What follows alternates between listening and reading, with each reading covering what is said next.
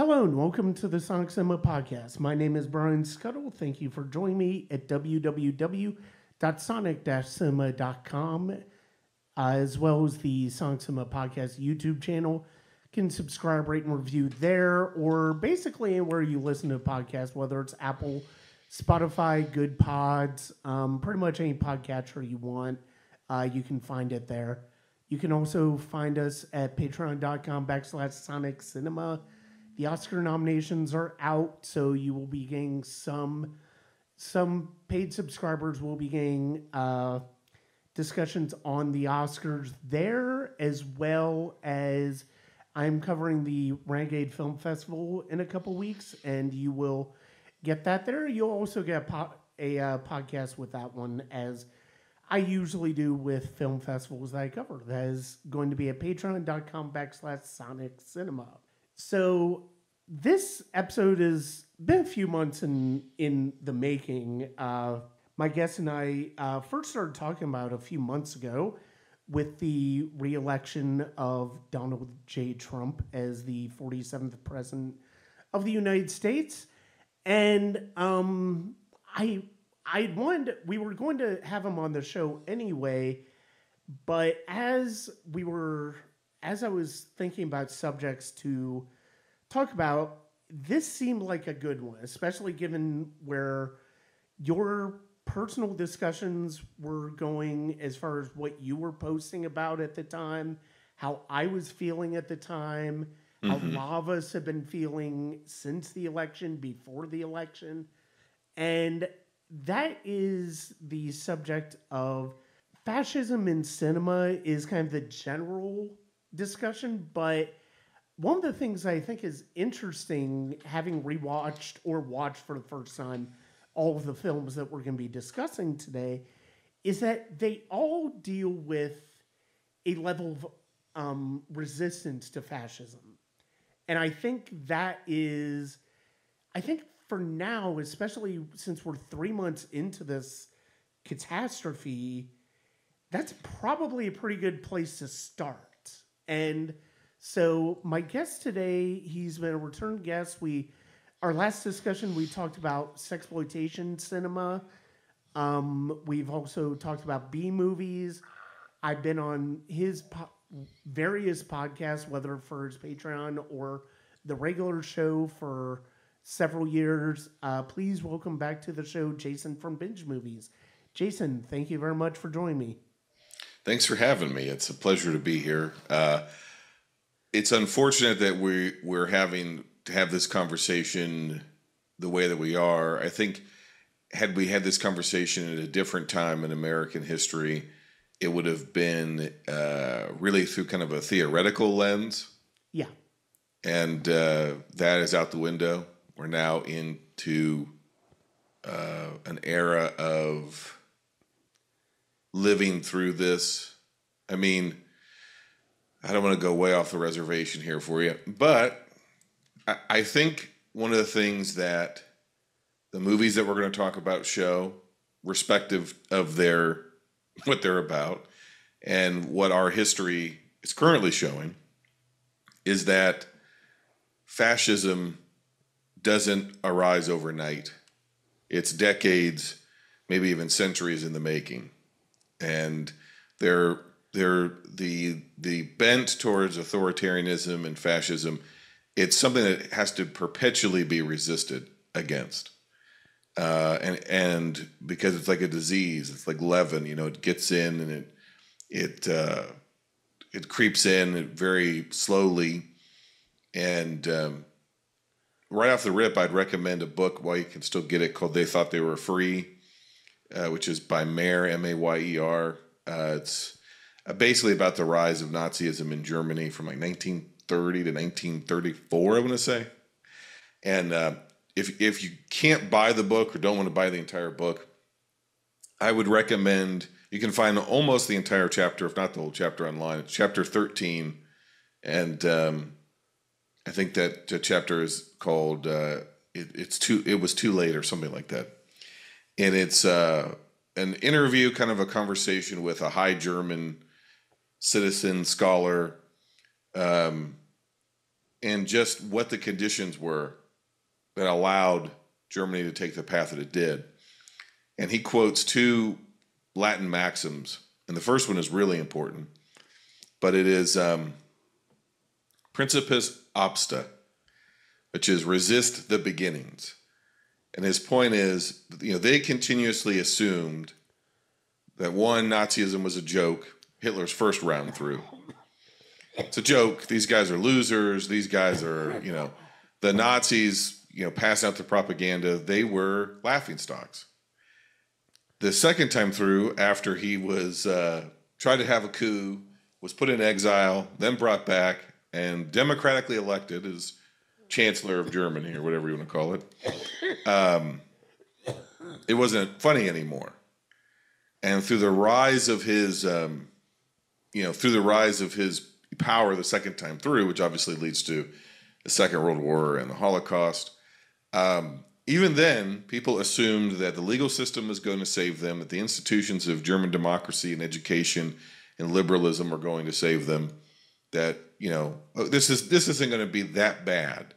And people were sounding the alarm, and they were being called alarmists. They were being called neurotic. You're panicking, you're freaking out, you're overreacting, so forth and so on.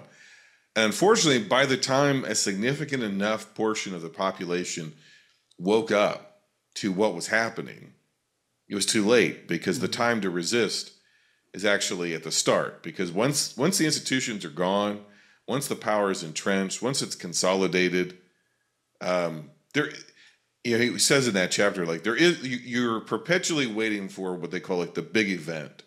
What's the one thing that's going to happen? One day you're going to walk outside and the sky, this is not them, this is me. The sky is going to be green, and you go, oh, well, we're a fascist country now. It doesn't work that way, which makes resistance so difficult. And so all of these movies are about resistance, and we're in a time in this country, and I know you probably have listeners around the world, but this is also authoritarianism is on a rise, as it historically typically is, not just here but elsewhere. So, it may be too late for us, to be quite honest, for this country. But if you're in Canada or elsewhere and you happen to listen to this, then maybe it's not too late for you. Yeah, no, absolutely. I mean, even Germany. I mean, their far right neo-Nazi party has 20% favorability right now. Yeah, it's made a comeback. I mean, yep.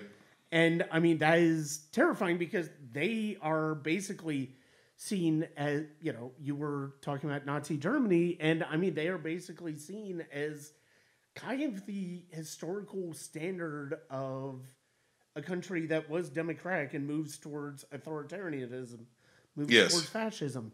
And so the fact that they are at that point, I mean, this is not new. If you followed politics in the past decade or so, you know that a lot of different countries have had their own brand of authoritarianism, nationalism rise up and really wreak havoc on their politics. I mean, you think about what happened in Great Britain with Brexit, and you think about the National Front and Marine Le Pen in France, and you look at what's happened in Italy and other places. I mean, we just saw over the winter, a few months ago, or actually I think it was last month, South Korea. Their president tried to declare martial law, and the parliament was no, the fuck you're not. And democracy held there. Yes. It's fascinating to see. It's fascinating and horrifying to see that this is happening. And I mean, to a certain extent, I mean, I think there are so many different facets of how this happens and why now. I do think the media stratosphere, the media infrastructure that we used to have is fundamentally broken. Yeah. We have, it's so much easier to be, it's so much easier to find far right and nationalist and extremism online that Yeah. it it it makes, in a way, it makes all the sense in the world that this is happening, which is alarming and also sadly, very very human when we're approaching it. Well, I think the ugly truth about America is that America has always had these far right fascist tendencies. Mm-hmm. And the ideas that are coming to fruition now, whether it be through the technocrats, the strain of people like the Elon Musk, the Mark Zuckerbergs, the Peter Thiels, a lot of these guys are South African. There's Larry Ellison. A lot of these guys are all they all subscribe in different ways to the ideology of Curtis Yarvin. And Silicon Valley for more than 20 years has basically been a secret disciples of right-wing politics and secret disciples of far right replacement theory, eugenics kind of stuff. And Curtis Yarvin, I mean, I would suggest you look into his writings because he's the primary philosopher of Silicon Valley. And they essentially view it as there's superior people. They all happen to be white and work in tech. And technology is superior to humanity. The nation state is a mistake. Democracy is a mistake. Individual liberty is a mistake. The Enlightenment is a mistake. Civil liberties is a mistake. You have to go back to a feudal system. Mm-hmm. And a feudal system of nation, like small city states, they would call it network states. And, Jeff Bezos would get a chunk and Elon would get a chunk and they all get chunks and they'd all function essentially as executives, autonomous executives, CEO autocrats with a board of shareholders. The shareholders would have some degree of voting power. Nobody else in that state would have voting power. And they really see fit to remake the world in their own image. Yeah. And they've believed these things for an exceptionally long time. So, and they are the robber barons of our day, right? They are the Carnegies and the Rockefellers of our day. The difference is that a lot of their industry is not dependent upon physical labor. So where there would have been the labor unions, say, during the Great Depression or during the era of the progressive era, that could, and if you understand that version of history, could have gone into a factory and taken the manager out and beat him with a club, which is what happened, right? Yeah. Is labor unions had to be willing to be killed and to die, and to kill essentially to get any kind of rights. Mm-hmm. These guys are insulated, and these guys, it's all computer, and that's why they're trying to move so fast to AI, because they want to replace the human workforce because they actually fear the labor force. They're terrified of the labor force. And COVID really freaked them out because we saw this massive shift towards workers' rights, meaning people got to work from home, and outside of the daily hustle and bustle and grind, class consciousness kind of started to bubble up in the West. Of, wait a minute, why don't we have healthcare and paternity leave and all these sort of things? That freaked them out. The fact that they lost control of their labor force freaked them the fuck out. And so they even though they had presented themselves as sort of leftists throughout the 2010s, caring about climate change and social justice, and Elon Musk being one of these guys, right, under the Obama administration, they completely flipped around to what they really believe, which is all this Curtis Yarvin technocrat stuff. Yeah. So we got that group, but industry has always been authoritarian in America. That's what capitalism is, at least in the way that we choose to live capitalism in this country, right? Yeah. Because our capitalist system is built on slavery, right? So that's right. So, okay, so there's that piece of it. There's this second piece that we have in this country, which goes back to before the country was even a country, which is there's always been religious authoritarianism in this country. The Puritans were religious fascists. They're not heroes. They were fascists. They were kicked out of every country in Europe because they essentially wanted theonomy. They wanted a theocratic rule for themselves, though, right? They didn't even recognize other Christians. So they were sent here. And so there's, in the religious right, I mean, if you study the religious right, the Heritage Foundation, which is the authors of Project 2025, the Russell Votes of the world who are now entrenched in the administrative state of this country over the federal budget, the people who really put Trump into power this time, other than the technocrats, is the religious right. It isn't just the Apollo White televangelist people he had last time who are kind of low players. We're talking about the Federalist Society, the John Birch Society. Their roots come out of two places, really. Christian Reconstructionism. And you're going to want to get familiar with the name Rushdoony, if you don't know that name already, who's one of the primary thinkers of Christian Reconstructionism, which has influenced the religious right for 50 years, 60 years. And their roots are primarily white supremacists. They serve the same ideology as what eventually became the KKK and John Birch and all these other groups. They are essentially white Anglo-Saxon Protestant, hyper-Calvinist, white supremacist, white nationalist who believe that only conservative, Calvinist Christians should have any rule whatsoever, and that all facets of all society should be subject to the strictest adherence to the Old Testament, up to and including death. Right? You commit adultery, you are executed. You look at pornography, you're executed. These people have been influencing. I mean, they got Reagan elected. And they've been influencing directly our politics essentially since the Civil Rights Movement. Jerry Falwell was an adherent to Christian Reconstructionism and the likes, the moral majority, so forth and so on.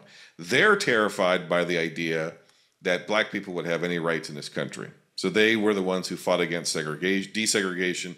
They created the segregation academies, which are the first forms of Christian education and homeschooling in this country. So the homeschool movement, the Christian school movement, that's why many of them are called Heritage Christian School. That's a dog whistle for white supremacy, right? Because they're heritage Americans is what they refer to it as, which means white people.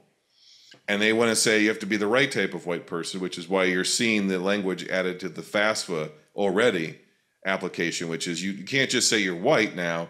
You have to differentiate what type of white you are, because they're Aryan nationalists. They are Nazis, and they use the guise of conservative Christianity. And their ideas have disseminated beyond the hyper-Calvinist of the world and the Doug Wilsons who believe that slavery is a good thing and it should be brought back. In Moscow, Idaho, there's some of the advisors in the Trump administration. It goes beyond that. It got into the Pentecostal and charismatic movement because Pentecostalism has its roots in white supremacy as well. Got in the charismatic movement through people like C. Peter Wagner and Lance Wallenow. Lance Wallenow is still alive through Dominionism and Seven Mountains Mandate and all this stuff, right? So we're facing a techno-autocracy, we're facing a religious autocracy, and we're facing electoral autocracy, which is Trump stealing elections and having a faux democracy, which essentially you have with the neocons, people like the Karl Roves tried to set up under Bush W, which is a unified executive theory, which is actually there aren't separate powers. It's all the executive branch, and the executive branch should be able to do whatever it wants. So those are the three forces that we're facing right now. And you see aspects of those forces, and they would be called different things at different times, but they all equal the same thing, which is that the economic system, the religious system, and the political system, so democracy, Christianity, and capitalism in this country, are all fascist. And they are showing their fascist face, mask off right now, and people are going to die. They're going to die in this country. American citizens are going to die by the hands of those three institutions. The country is going to crumble. We will probably end up in either a civil war or world war, maybe at the same time. And it's not going to end when Donald Trump dies, because Elon Musk is going to try to make himself a god king over the whole world. And if it's not him, it's going to be Peter Thiel through J.D. Vance, because these people look at the Crusades and think that the Crusades were leftist. And it all sounds insane. It all sounds like conspiracy theory, except for the fact that they wrote 900 pages saying that this is what they want to do. Yeah. Yeah. In plain English, and all those people are now running and gutting the United States federal government, ending American supremacy, a century of supremacy, a century of peacekeeping, whether you believe that as propaganda or you believe that we've actually been keeping peace, or a combination thereof. And they're completely dismantling the United States. And when they do that, the whole world's going to follow suit. So the rest of our lifetimes are probably going to be a living hell. Yeah. And that's globally. And I know that's really bleak, and like you're tuning into a podcast where we're going to talk about Footloose. But when we talk about our first movie, because which is Rome the Open City, the first one, is The Great Dictator is the first one, Great Dictator. Right? So yeah, when we eventually get to our second movie, Rome the Open City, which is a film adaptation, but written by people who had lived through a version of this, not long after they had lived through it, while Italy was not even recovered from the war. You see the hell that these people lived in. Mm-hmm. And they weren't under 24/7 technological surveillance. It was a dictator. It wasn't also industrial autocracy, and there was a degree of religious autocracy as well. But you see some religious resistance, and I don't think that the strand of Christianity we have in this country is going to resist any of this, because 81% of white evangelicals, who make up the majority of the religious folks in this country, as far as Christianity is concerned, are all on board, and they're going to be told that they're doing the will of God by eliminating people like you and me just from even having this conversation or watching these movies. Yeah. And the thing is, it's like, look, this is a movie podcast first and foremost. This is not a political podcast, but whoops, it's important. But I'm not saying that is bad. I mean, I'm saying that for the audience. I'm saying, look, this is first and foremost a movie podcast. We will get to the movies. Yes. And they're all worth talking about in their own way within the context of this subject. And the reason I wanted to do this subject is because of the political times that we live in. Movies do not exist in a vacuum. Watching movies does not exist in a vacuum outside of the times that they're made, outside the times that we're watching them. We choose to watch certain movies at certain times for a reason. We choose to listen to certain music at certain times for a reason. Yep. And it's important right now to be a part of this discussion. I mean, look, Jason and I, we are both white males. Like, we are not going to, while we may get impacted by a lot of the policies of the current Trump regime, we're not going to get the worst of it, like illegal immigrants or immigrants in general. Or asylum seekers, refugees. LGBTQIA plus people, or women, or other people of color, or black people, or people of color in general. We are not going to get his hard as those people. But let's put it impact us, because I don't know if I feel comfortable flying anywhere right now. Well, yes, but I would say even beyond that, I think if somebody's listening to this and they're like, well, I'm with you guys, I probably won't be impacted by any of this. One, and I'm not saying you're saying this, I'm just saying this to a theoretical listener. One, it doesn't really matter whether or not we're directly impacted or not, because there's such a thing as morality.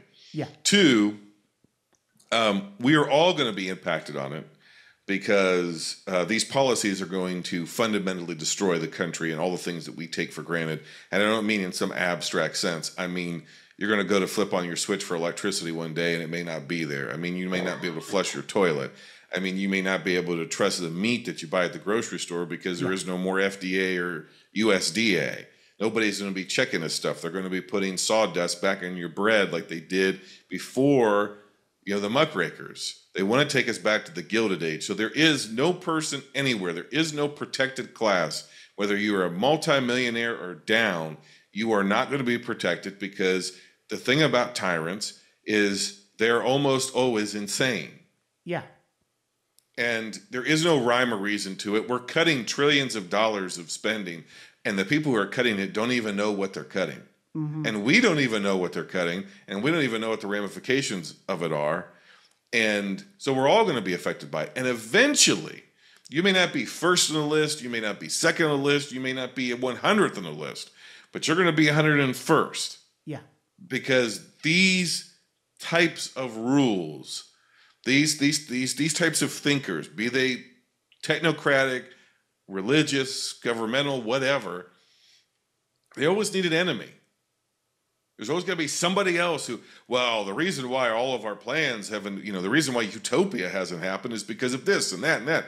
And so you're not going to be long before, whether you're a white cis male or not or whatever, have you ever put your pronouns in an email? Have you ever mouthed off on social media? Well, guess what?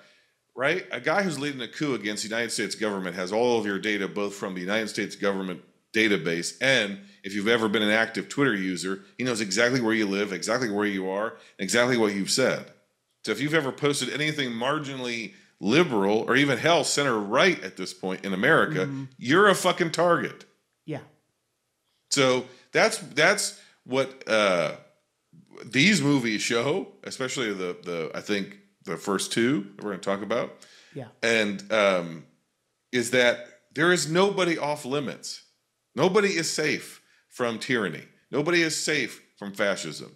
Nobody is safe. There is no institution and by the way, if you're an evangelical church, you're not safe, because J.D. Vance is not an evangelical. He's part of the ultra-conservative Catholic wing of fascism, which doesn't even recognize Protestants as even being Christians. And they fundamentally believe that their God-given role is to inflict suffering on people to bring about their quote-unquote salvation. Mm-hmm. So the suffering is the point, because you're going to go, well, they're not going to do that because they wouldn't just destroy the economy because there's too much, they wouldn't want us to be homeless. They wouldn't want these are sociopaths. Yes, they would. All of these people have delusions of grandeur. They all have God complexes. They all think that they are the savior of humanity. Mm-hmm. and that they have to save civilization. And so they see it as there is no suffering they could inflict on all of us that is not worth the salvation it's going to bring, be that theological salvation, technological salvation, or white supremacy salvation. Yeah. And that's not even getting into the fact that they're all grifters. They're all doing this to line their own pockets on top of everything else. So they're going to siphon all of your wealth, all of your options, all of your opportunity, all of your rights away and give it to themselves, and we're going to be under their thumb. And it's already started. It's already happening. Mm-hmm. And we will have lived through a time where we had rights. Some of us will have had no rights, gained rights, and lost rights all in their lifetime. Yeah. And there is no guarantee that we come back from this. There's no guarantee that the world comes back from this. Yeah. No, I was one of the podcasts I listened to is Why Is This Happening with Chris Hayes, and he had somebody on a few weeks ago, about a month ago, I think, where they were talking about Democratic backsliding. They were talking about the degree to which that's happening in the United States, and one of the things that they said is that the United States has backslid as a democracy more than most people probably want to admit. Oh, 100%. Yeah. And, it's been this backsliding started, I mean, honestly, if you want to be perfectly honest, have we ever been a truly democratic society? No. Because the Constitution has the 3/5 clause in it. Correct. And slavery was a huge part of it. Genocide of the American Indians was a huge part of this. And beyond that, the original construction of the way the government worked is that you had to be a wealthy white landowner, male landowner, to even have the right to vote. If you go back to the founders of the country and not listen to the propaganda of the founders, but they had arguments about this. They weren't all uniform in their belief about it. But one of the things that they were fighting against is what they refer to as excessive democracy. Mm-hmm. So the version that we tell ourselves of our history is what they would call excessive democracy.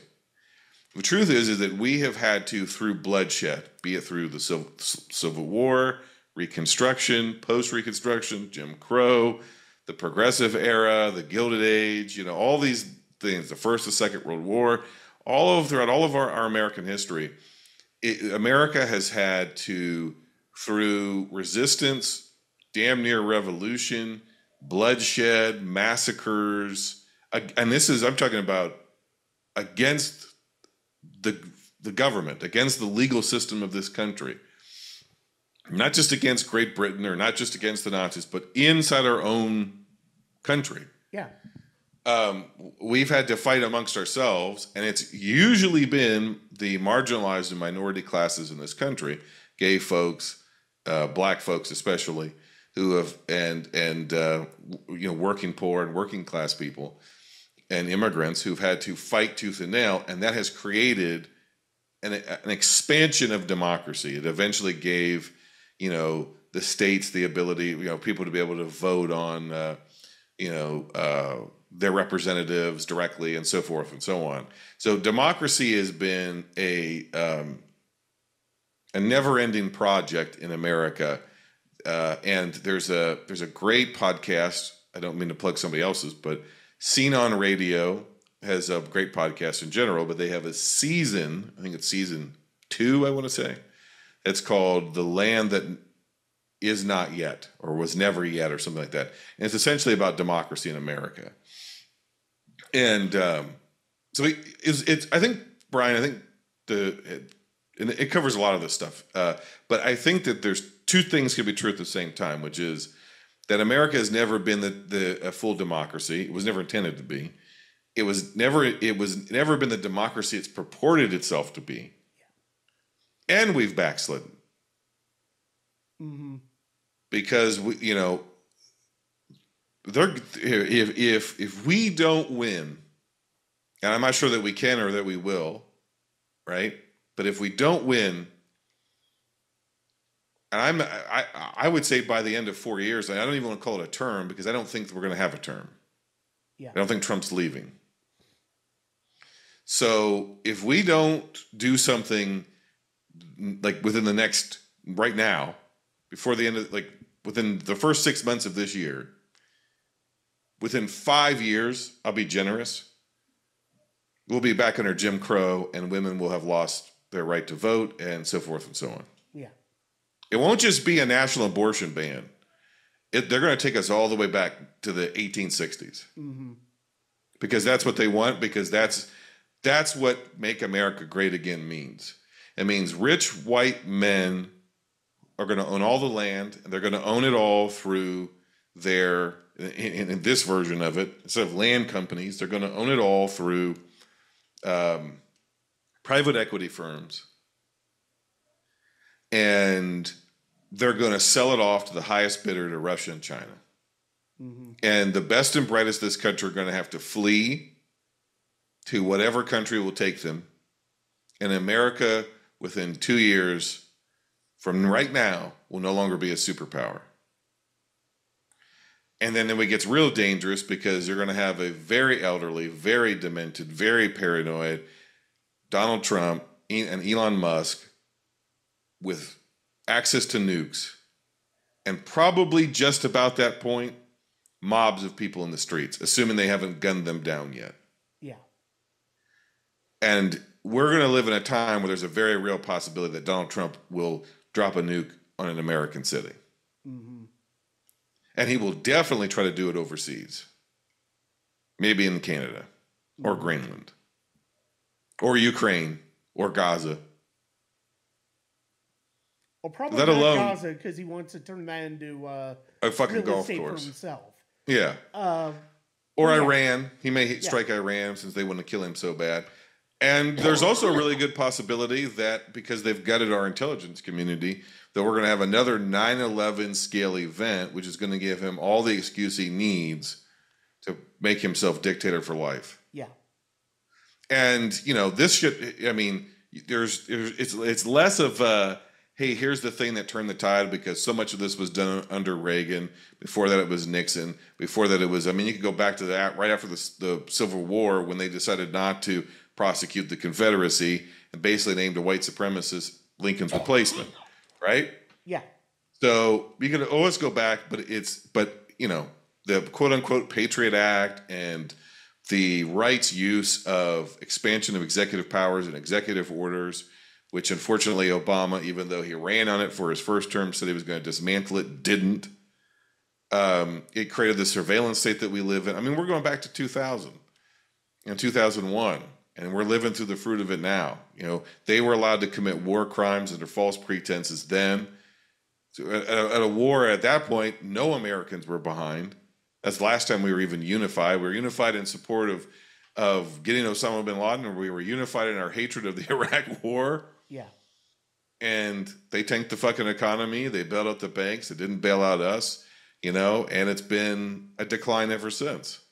Well, and a precipitous slide. Yeah. We had moments of hope with Obama, but let's be real. He didn't get the job done. He should have dismantled. Citizens United never should have happened. Yeah. He should have dismantled the Patriot Act. He didn't go far enough. No, so. And I mean that brings up a lot of interesting points that I want to get to, because of the fact that, I mean, you think about, you mentioned, you know, the technocrats, the Teals, the Musk, the Zuckerbergs. You mentioned how they basically the pandemic was kind of a wake up call to them as far as scared the shit out of them. As far as being terrified by the workforce. And I think to a certain extent, and I kind of want to push back on that to a certain extent, because while I do agree with you that they definitely had issues to work out with regards to that, I think one of the things, part of the reason they veered so far to the right, because, I mean, basically they were all, let's put it this way, none of these people were truly left. They were at best libertarian, which is they were not performatively great, but liberal. Still, yeah. But the fact of the matter is, it's like, the part of the reason they probably went, especially Musk, I mean, this is well documented because he tweets all the fucking time. Yeah. So we know exactly what he's thinking. But with, as far as them moving so far to the right, it really, you think about the political climate that COVID came under. You think about the way the Trump administration handled it. It politicized everything. It politicized lockdowns. It politicized mask using. Politicized every vaccines. And which were going to be politicized anyway, because we've got a strong, unhealthy anti-vax unit movement in this country that's been around for 25 years. That even the best science cannot get past. So you have all of these people going on, and this goes to this Americanized version of what we consider freedom to be. Yes. Like our freedom to do whatever the hell we want. Yes. Regardless of who it hurts. Yeah. And the pandemic was the wake-up call in realizing just how narcissistic this nation is. And not just from a national standpoint, but from an individual standpoint. Oh, 100%. And so you've got them who are also, you've got them who, yes, they're seeing that some workforces and some general workers are fighting for the rights to have social distance in the workforce, in the workplace. Health benefits, unionizing, all of that stuff. Unionizing is huge. Unions have been on the decline since Reagan. Well, yeah, because he busted them. Workers' rights have been on the decline since Reagan. Because the right has successfully convinced people that unionism is communism, and therefore communism is the great evil. And that really worked under Reagan, right? When we were in the Cold War. Oh, yeah. Yeah. Right. No, absolutely. So you have, and all of this, and a lot of this, these people who are espousing all of these things about, oh, I'm not wearing a mask. Oh, I want to open up everything. You know, a few months into the pandemic is supporting of Trump. Well, see, but also, yes, but you're right. You're right. What I'm saying though is that, you know, all those guys had already been disciples of Curtis Yarvin and other far right thinkers since the 90s. He'd been writing, on message boards since the mid 90s. Right. Right. So, and yeah, that's where you're right. They're exactly right. They all would have been classified as libertarian or whatever. But, you know, that technological emergence for a lot of these things really came during the Obama era. So they had to be performatively leftist or liberal, I should say, because the country was performatively liberal, right? But to your point, it also scared the shit out of the religious right, who's had nothing but propaganda for the better part of forever, telling them that, hey, one day the government's going to shut down your churches and they're going to come for you and they're going to do this. And so the lockdowns played right into all their worst fears and paranoia. It was like a fire drill for the end times for them, right? They were absolutely convinced. That they would never be able to meet in public again, that this was the beginning of the Biden-Obama crackdown on religious liberty and yada, yada, yada. And here we are 5 years removed from the pandemic. All those churches are open. Yeah. They're all open and they're back in power. And they'll never acknowledge that, oh, well, I guess all of our conspiracy theories were for nothing. Instead, they just double down and go, well, we can never let them have power again because this time they'll shut us down forever. Even though it's them who wants to shut down democracy and end the country, right? Mm-hmm. And like, okay, let's get to the movie part of it, right? Because we can have this conversation forever. Here's how it ties with the movies. How it ties with the movies for me is, I've seen parts of The Great Dictator. I don't think I'd seen it all the way through. I think I'd seen it in college or high school or both. And I just saw Footloose for the first time last year. And growing up in post-war America, in Reagan's America, post-Reagan America, up until maybe now 8 years ago, and definitely the last 3 months, I would have watched all these movies from a completely different lens, with a distance.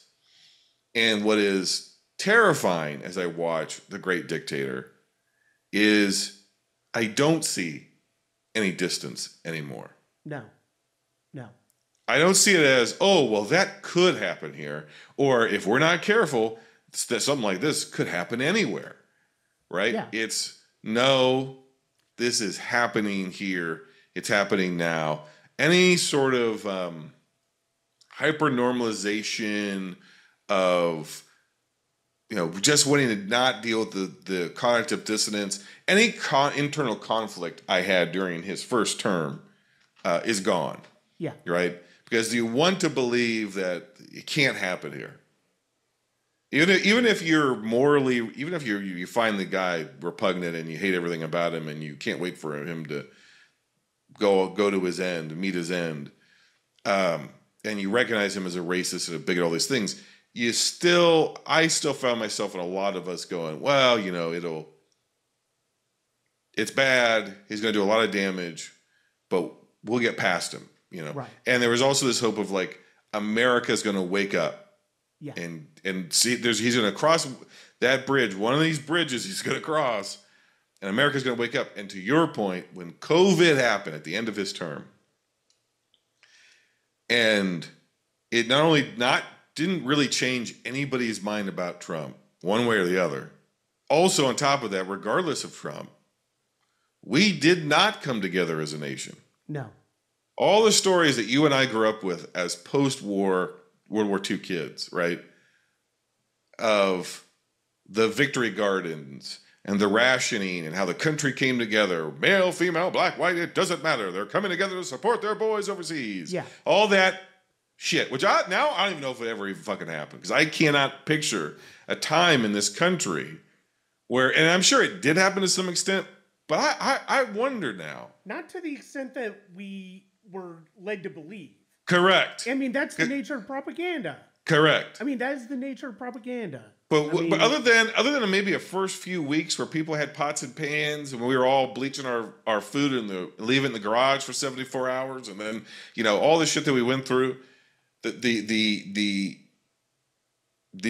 unfettered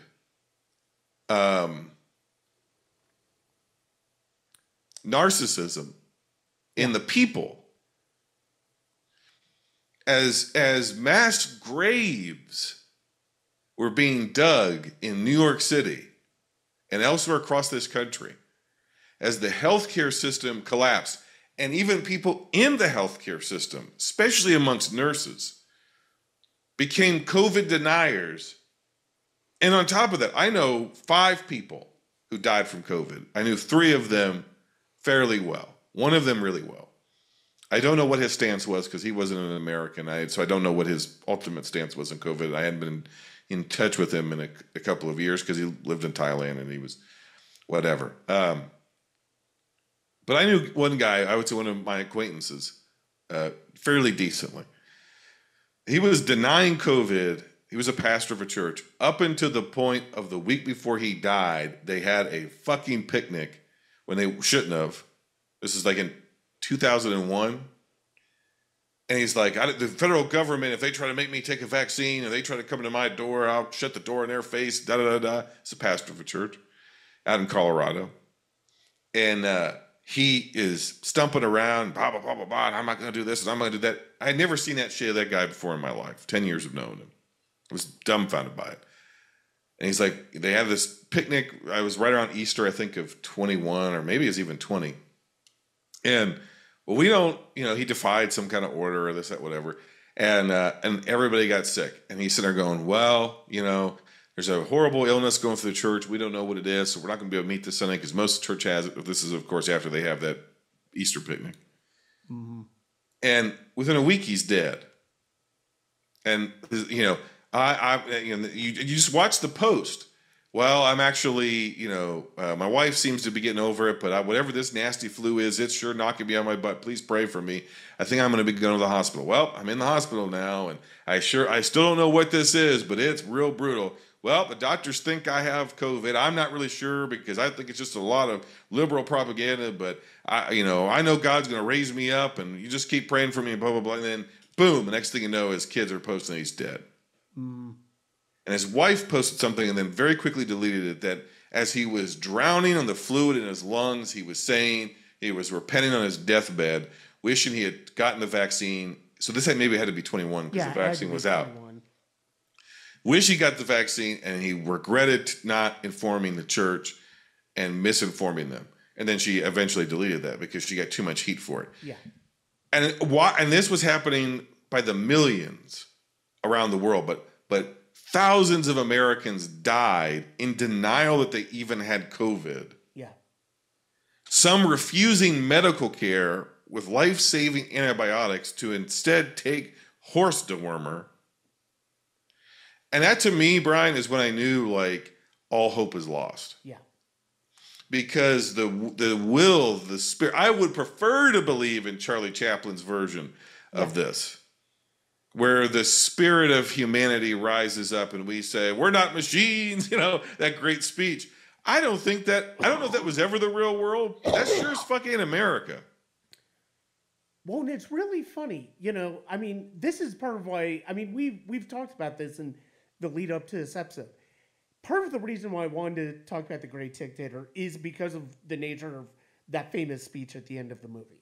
Yeah. But, and we can go ahead and get into it. Yep. The thing that I think, but going back to COVID for a little bit, it absolutely showed us that this American idea, maybe at a different time we did have a moment where it was easier for us to come together. And maybe maybe the 24-hour news cycle, maybe the partisan nature of cable news now, the social media, the internet, everything has completely obliterated it. I don't necessarily think that's entirely true. Yeah. But who's we?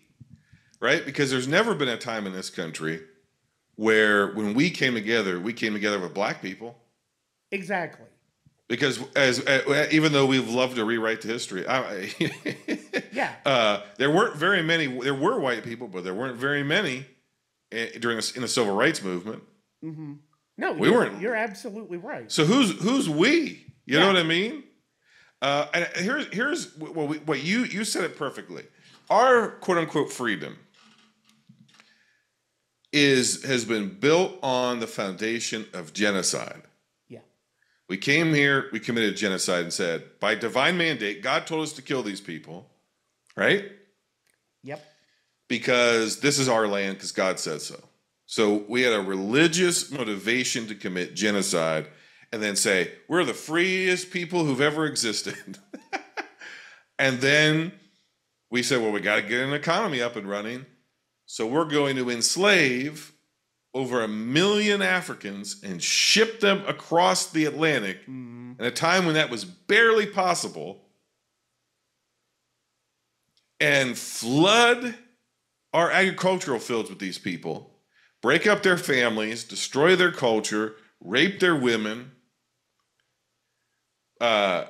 molest and sexually abuse their men. It's called bull busting. Look into it. Auction them as cattle, as property, and enforce that for hundreds of years. Mm-hmm. Hundreds upon hundreds of years.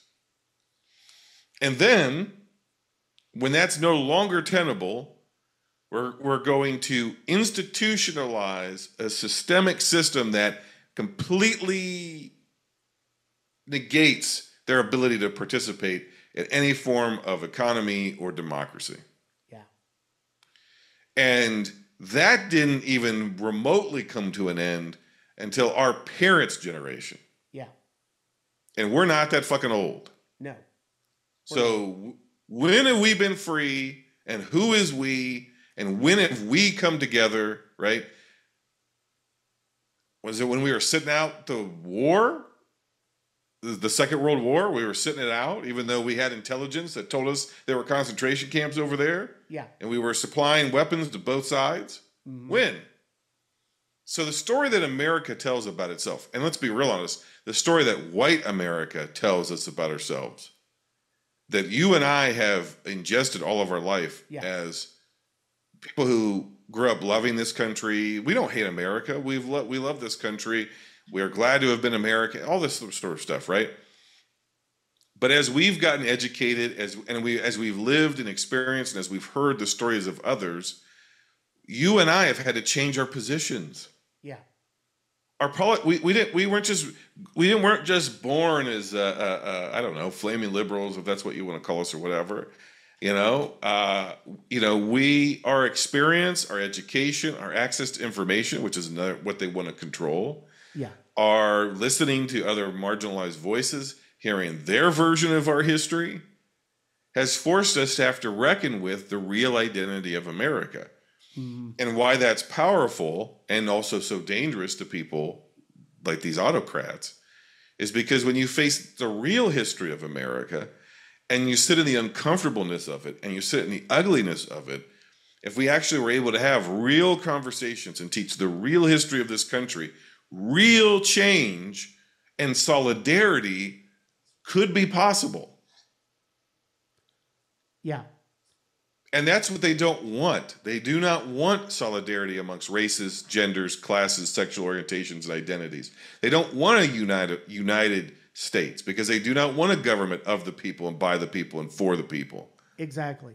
They don't want it. And then some people just don't want to accept that America is in no way exceptional. Correct. They don't want to accept it. They just That's want right. to they just want to say, oh, we got past slavery. We had the civil rights movement. It's like, we're the freest nation it's ever been. yes, Right. but we also have black people being shot by police on a regular basis. We have lynchings also that they have- sold. They sold tickets to lynchings in the 1960s. Yeah, yeah, People made money off of it. It was a sport. There are photos of from the late 1960s of white children smiling as black bodies hang from trees. yeah. No, exactly. And I mean, it's one of those things where part of what I wanted to get to with the Great Dictator, and we can certainly start to get into it. Yeah. This was Chaplin's his first real talkie. He had done Modern Times before, which had some sound, but this was his first real talkie, and it was kind of his last hurrah as the Tramp. Even though he's gone back and forth, he had gone back and forth as far as saying whether the Jewish barber in the movie is the Tramp, but basically it's the same in the same way that Buster Keaton's characters are all kind of similar. The Jewish barber in this movie is very much in the same vein as the Little Tramp. Well, I see it in the same way. Like, and I mean, this is your era. You know this tier of movies better than anybody I know, other than probably like Molly Raz or somebody. You know, I'm not as familiar with this era of Hollywood and the transition from like these sort of figures. But I have always interpreted it as sort of like the Marx Brothers. The Marx Brothers are not theoretically the same people in every movie, but they're the same people in every movie. And the thing is, so this is the Tramp, right? Well, especially if you're from, because I mean, I think, I mean, admittedly, I'm not as familiar with the Marx Brothers as I should be, but you know, they're kind of in that same vaudeville tradition as Lloyd, as Keaton, as Chaplin. So yeah, it does kind of make sense that they're essentially playing the same type of character. And you can call them any name you want, but the bit is the same. Yeah, exactly. Yeah. And the thing that we have to give Chaplin a lot of credit for with this film is that he made this film at a time where the isolationist nature of America was very strong. We were not in World War II yet. Yep. We were very, like you said, we were, you know, there were corporations still doing business in Nazi Germany and making deals with the Nazi Party. It was a handful of years before this. We had the Nazi night at Madison Square Garden in the U.S. Yeah, exactly. Yep. And but we also were not. We were also not taking care of Jewish refugees from Europe either. Like we were denying them access. Yes, and famously, Anne Frank was one of those people. And to Chaplin's credit, he was involved with that. Now he had said after this, he doesn't know if he could have made this movie had he known truly the horrors, what was going on. Yeah, and I do believe that to a certain extent, and I certainly think, at the very least, he wouldn't have made it as slapsticky as traditionally Chaplin.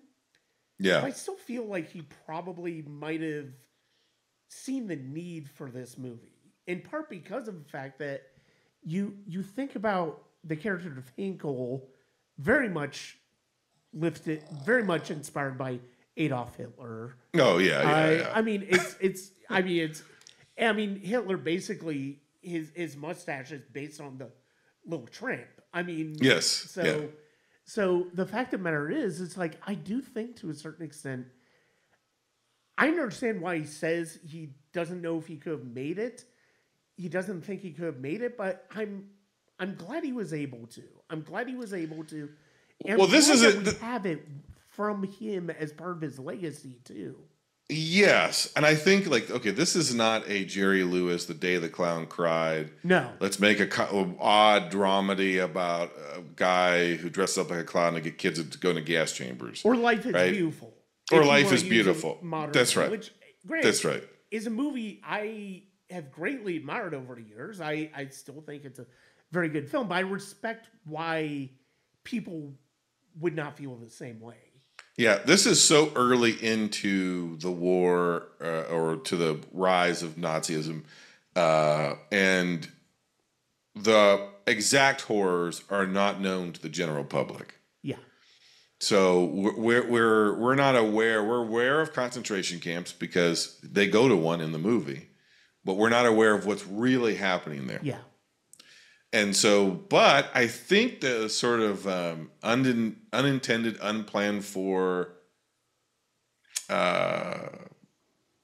serendipity of it all is that, and Fellini, who will come up in our conversation, does this in one of his films after the fact, when he's reckoning with Mussolini and fascist Italy, is one of the greatest weapons you can have against a fascist is mockery. Yes. Because they're actually weak. They're weak men. Like if you go through history, any autocrat or fascist dictator, tyrant, whatever, they're all mentally weak, physically weak, often very stupid. They are servile, and they are. That's the oddity of it, right? Is that they're so mockable and so outlandish and cartoonish and stupid that you cannot imagine that anybody ever would be swept up into their cult of personality. Yeah. But and oftentimes they're even physically repugnant. They're ugly to look at, or they're short, or they're it's they have physical complexes about their physical appearance. They've been deeply rejected. They are typically not all that bright. They're not successful. They're not talented. They've been failures their entire life. And that rage, that narcissistic rage that develops in them because of their own impotence, is what leads them to become autocrats. Yeah. And so the mockery of it, because they always want to, it's all super ego for them. They want to pump themselves up, and they want to plaster their face, and they want to make themselves look as ridiculously strong and powerful and virile as they possibly can, because they're none of those things. It's all Wizard of Oz. There's nobody behind, there's just the little old man behind the curtain.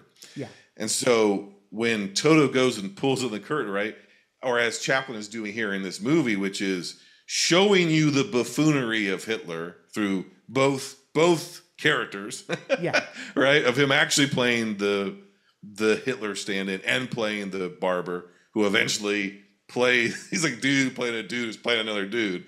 He's a dude who's playing himself playing a dude playing another dude. Yeah.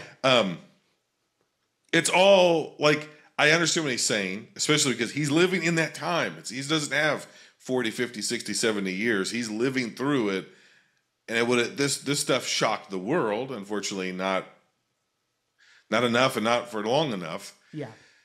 But I get it, but it almost serendipitously works out better that he didn't know, because it allowed him to make a full-blown mockery out of goose-stepping and Nazi uniforms and Nazi propaganda. And it gives us lines like one of the things that Schultz says, who's basically a Nazi defector, who says, "Your cause is doomed to failure because it's built on the stupid, ruthless persecution of innocent people."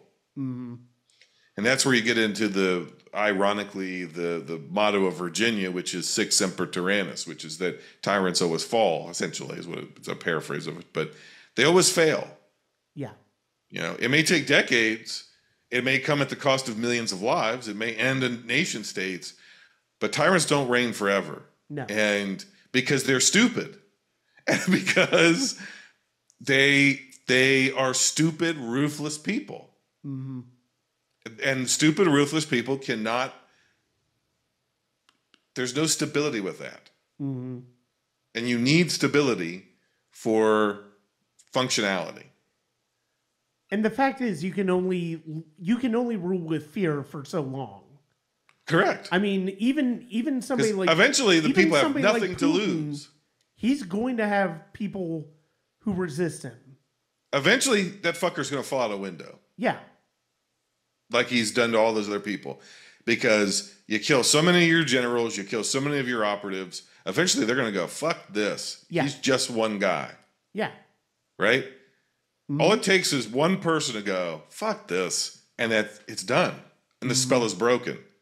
But to get there, what cost does the world have to pay? Or in this case, what are the Russian people or the Ukrainian people? What cost are they paying because of the spell that this one fucking guy has? Exactly.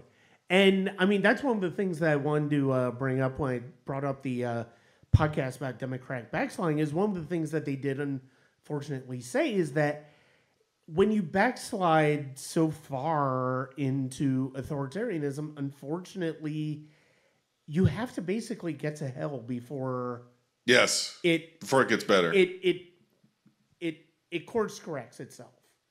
And you saw that with Nazi Germany, where they basically had to be humiliated and just absolutely devastate a generation of not just Germans, but people in general. And I mean, with the horrors of the Holocaust. Yes. And I mean, they're still working through it 8 years later. Yes. Yeah. Oh yeah. I mean, that's the thing here, right? Is that I would love. I mean, even in this movie, right? You have people living in the ruins of these fake countries, right? All the nations in the Great Dictator, they're all fake. All the ethnicities are fake, other than Jews. It's fake. It's all stand-ins and proxies for Europe and what was really going on. And there's slapstick and there's this and there's that and and the Gestapo is, they're basically the stormtroopers are basically like comedic. Filler, I guess, to some extent. But there are localized paramilitary assholes just going around emboldened by this fascist dictator to just go around and harass people. Yeah. Yeah. And that is the law. And so there's not like the law's not going to protect you, because it is the law that empowers them to be able to treat these people, both the barber and the community that he lives in, horribly. Right? Yeah. And so, it's just like, one thing I want to say though on the movie front of this is it's very clear, because again, I'm not a Chaplin guy. It's very clear watching this, a couple of things. One, there are like a handful of moments throughout like film history where you go, oh, this is like a keystone. This is like foundational to like the language of cinema, how movies are made, right? Obviously like Citizen Kane is one of those movies, so forth and so on. Like nonlinear storytelling, yada, yada, yada. Sets with roofs on them, all this kind of stuff. Chaplin is often credited as being like one of the most influential filmmakers in history, both from obviously the silent era, but also the talkies. But like, I was taken aback of how modern this movie feels in its pacing. It is a little overly long, but like the fact, like just like camera pans and the language of how the camera moves in this movie feels very modern. It feels very.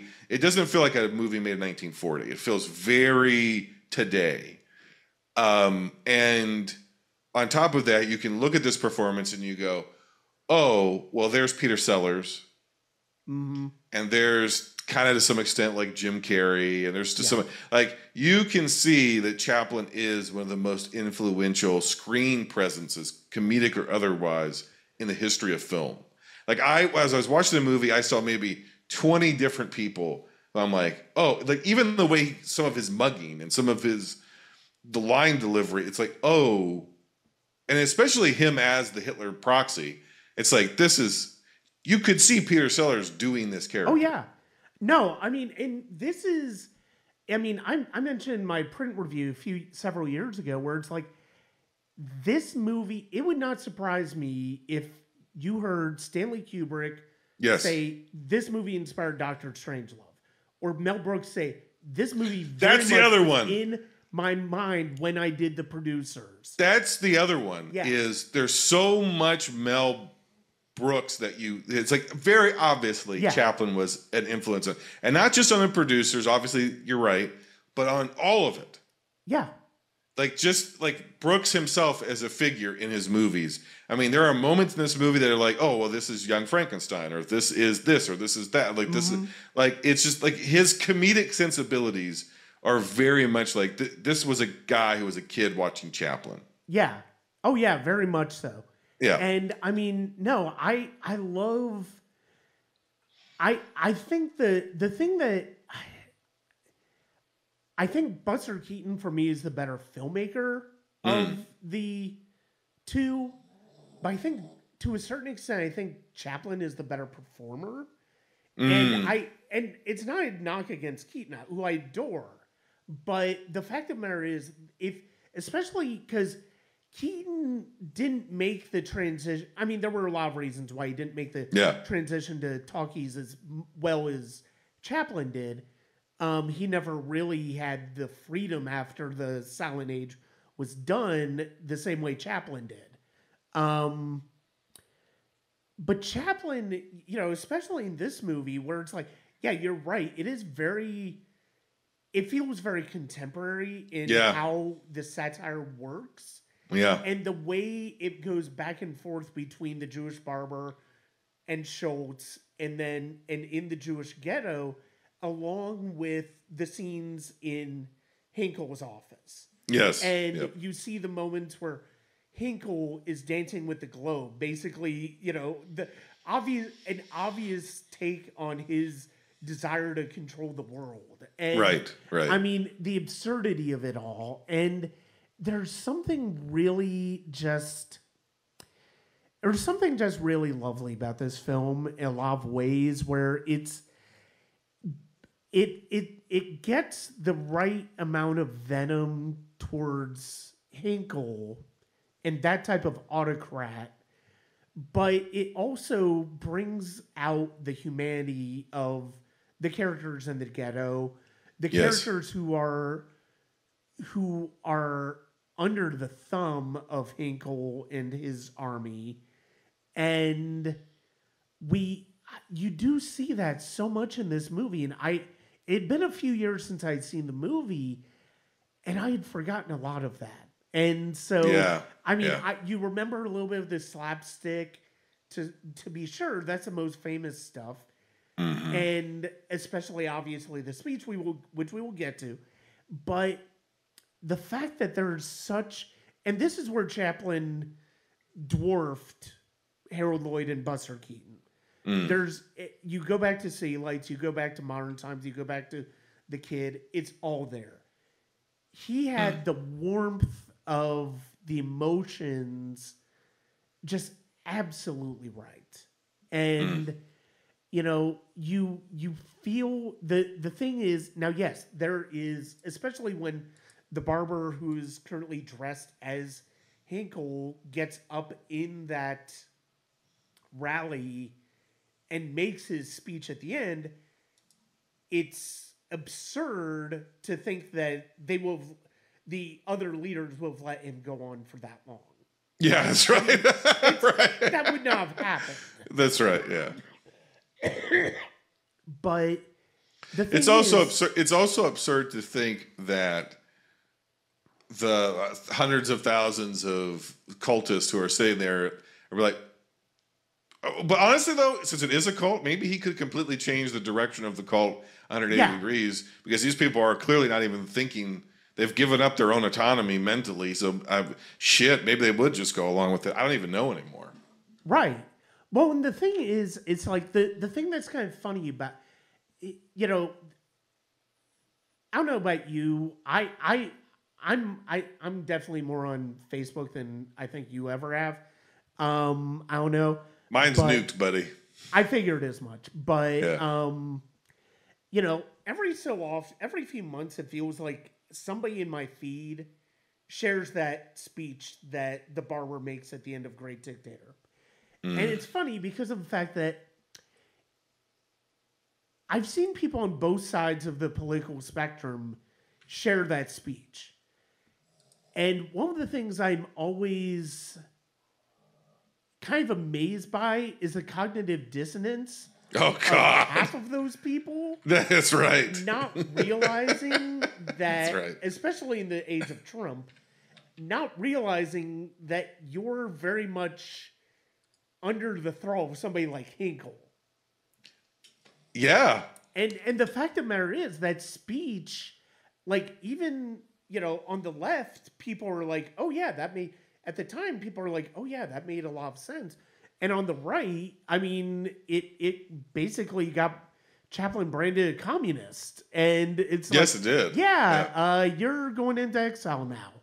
So, yeah, it's always amusing to see who shared that speech, and especially if you pay attention to their politics, just how off center it is from their actual politics. Well, the West has this really funny thing. I say the West because the UK would be included in this, but we're not from there, so I feel less emboldened to talk about their situation. But we always love to. It's like It's a Wonderful Life or this movie, right? Yeah. It's like we love to label something communist or socialist or whatever the boogeyman is of that day, woke, CRT, whatever, just whatever, DEI, whatever the fuck. Exactly. We love to label this shit, and reject it until it gains populist appeal. Right. And then afterwards, everybody goes, well, we've always embraced this and we've always loved it. And It's a Wonderful Life is a great American film and it's like, well, it destroyed Capper's career. Yeah. And it got, Jimmy Stewart got shit for even being in the movie, and it was probably only saved by the fact that he was a World War II hero. Like anytime anybody has ever tried to speak to the universal sacredness of human life in the UK or America, they always get labeled as a communist. Yeah. And the society at the time largely rejects that person. And then afterwards, their image and the ideas are co-opted, like Dr. King, right? Right? It's like,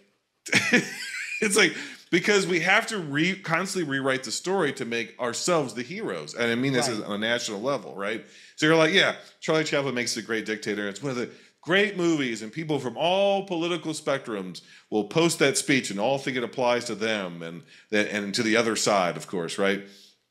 But the guy ends up going into fucking exile because nobody wanted to hear this shit at the time. No. Even though within 3 years he would be proven completely right. Right. Yeah. It's like that's the farce of all of this, which is why there is a farcical nature to that authoritarianism, and why a movie like The Great Dictator, like on the one hand, you obviously don't want to make light of the Holocaust, and that's not what I'm suggesting. But one of the ways that you resist and disempower these goofs, but just because they're goofs doesn't mean they're not dangerous, deadly, disastrous. We shouldn't take them serious. They're arguably more dangerous because they are a goof. Yes, that's right. That's the fundamental truth about Trump, is that he is an absurd human being. Yes. That's what makes him so fucking dangerous, though. Yes. Always made him so fucking dangerous. Yes, exactly. 100%. So to live in that tension, that's the cognitive dissonance that we have to live in. And that is, I think, the cognitive dissonance that The Great Dictator sits in, whereas the Rome, the Open City, doesn't sit in that place, right? It doesn't necessarily sit in the tension of the ludicrous nature of it. It really focuses more on the tragedy of it, the sorrow of it. Yeah. So, if you haven't seen this movie, I will say, from a movie standpoint, it's overly long. However, if in the midst of depression, in the midst of the collapse of Europe and the bombings, which we haven't quite got to the worst of it yet, but shit's going sideways by the time this movie comes out everywhere. And there's nothing but radio at home if you're lucky. I understand making a 2-hour movie. And the other thing you have to understand is this is also like kind of an epic. Yeah, it like really you said, is. This is basically like it's arguably, but maybe the biggest movie he ever made, and it's a special effects extravaganza. No, it's a you're special effects absolutely picture. right. No, I think you're absolutely right. And I had forgotten how long that World War One prologue goes on. It goes on very long. That introduces the Barber and Schultz, and then cements how their friendship will go in the second act. Yes. And no, I had forgotten. I remember this being a longer movie, which is why I saved it for a little bit later when I had a little bit more time to watch it. But it's funny because, we talked about that speech. The speech really, there's no comedy in that speech. That's the thing that's extraordinary about it. It goes from being a very farcical movie to just stopping the movie cold for kind of a lecture. But at the same time, that's all that a lot of people remember of the movie. He breaks the fourth wall, right? Yeah. Right. It's very much Chaplin's words. Correct. At some point, he's looking to the crowd and he's, delivering the speech as the Barber, as Hinkle. And at some point, the camera locks in on him and he's staring right down the barrel, and he is not speaking as any one of these characters. He's speaking as himself. Yeah. Not even as Charlie Chaplin, himself. Yes. And he is speaking. And the thing is, that's what makes it so powerful, because as you're sitting there and you're watching it, he's looking right at you. He is completely breaking the fourth wall, which is a convention that would have been extraordinarily strange. And he is pleading with his contemporaries, and then also now, because of the nature of film, pleading with us. Yeah. And whereas before, maybe 10 years ago, certainly in college, had I seen that, I had seen it, I felt a great pride in humanity. This time, because he's talking about the world that we could have because of science and technology and progress, and a kind of more universal appeal, using religious ideas of the sacredness of every human being in the kingdom of God, and blah blah blah blah blah. What it is, what he's appealing to is it's humanism. Yeah. Right? It's a humanistic argument for the world doesn't have to be this way, and the future can be and will be better.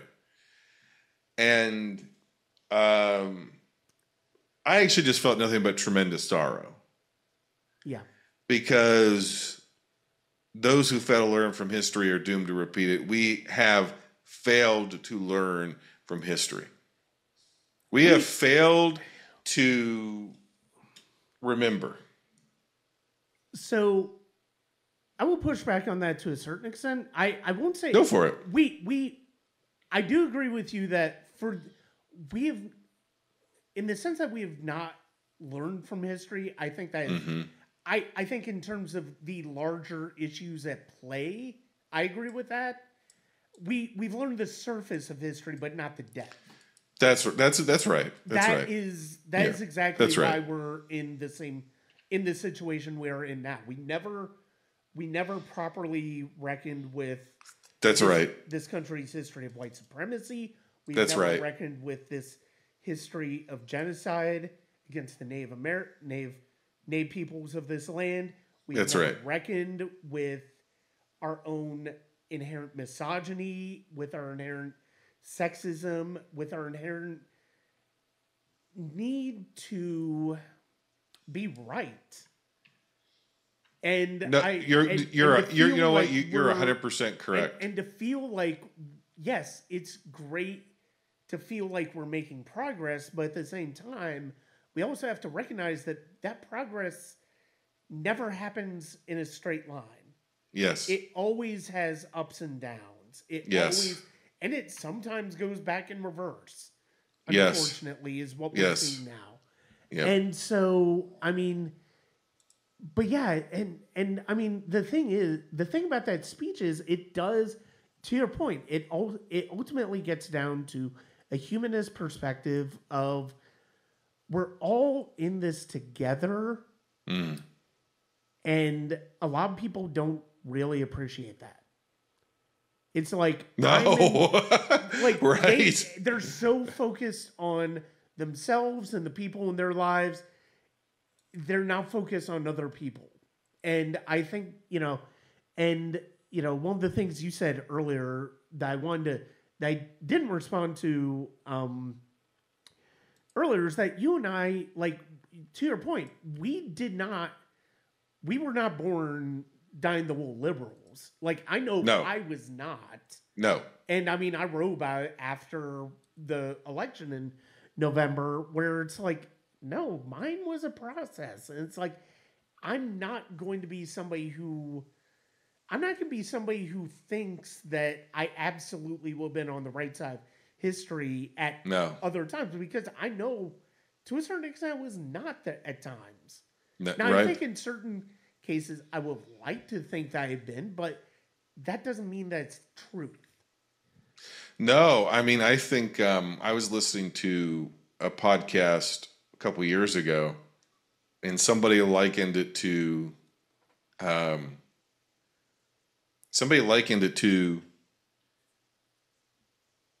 going up into your attic and discovering that you had a Confederate uniform Yeah.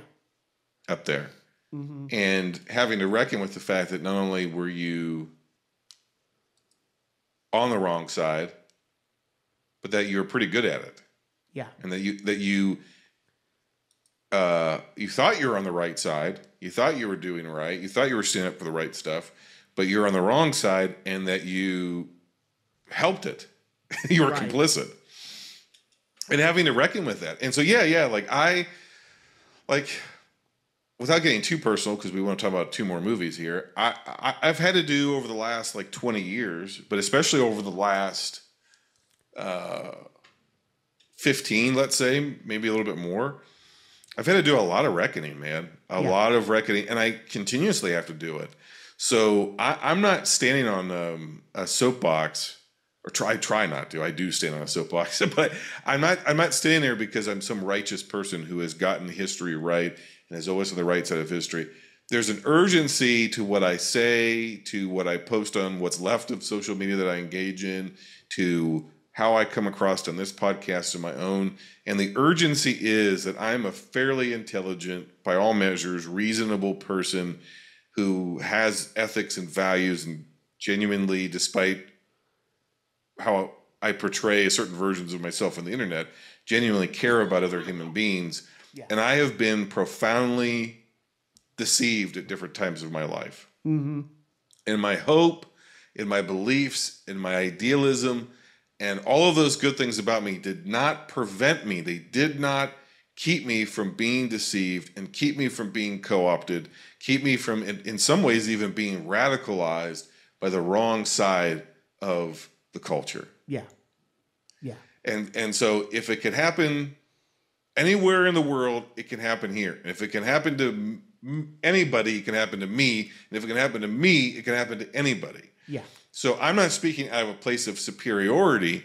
I'm speaking out of a place of recognition that I understand how dangerous this stuff is because I've gone through it. Right. I've been both a participant in some of these things. I was never a white supremacist or anything like that. No. But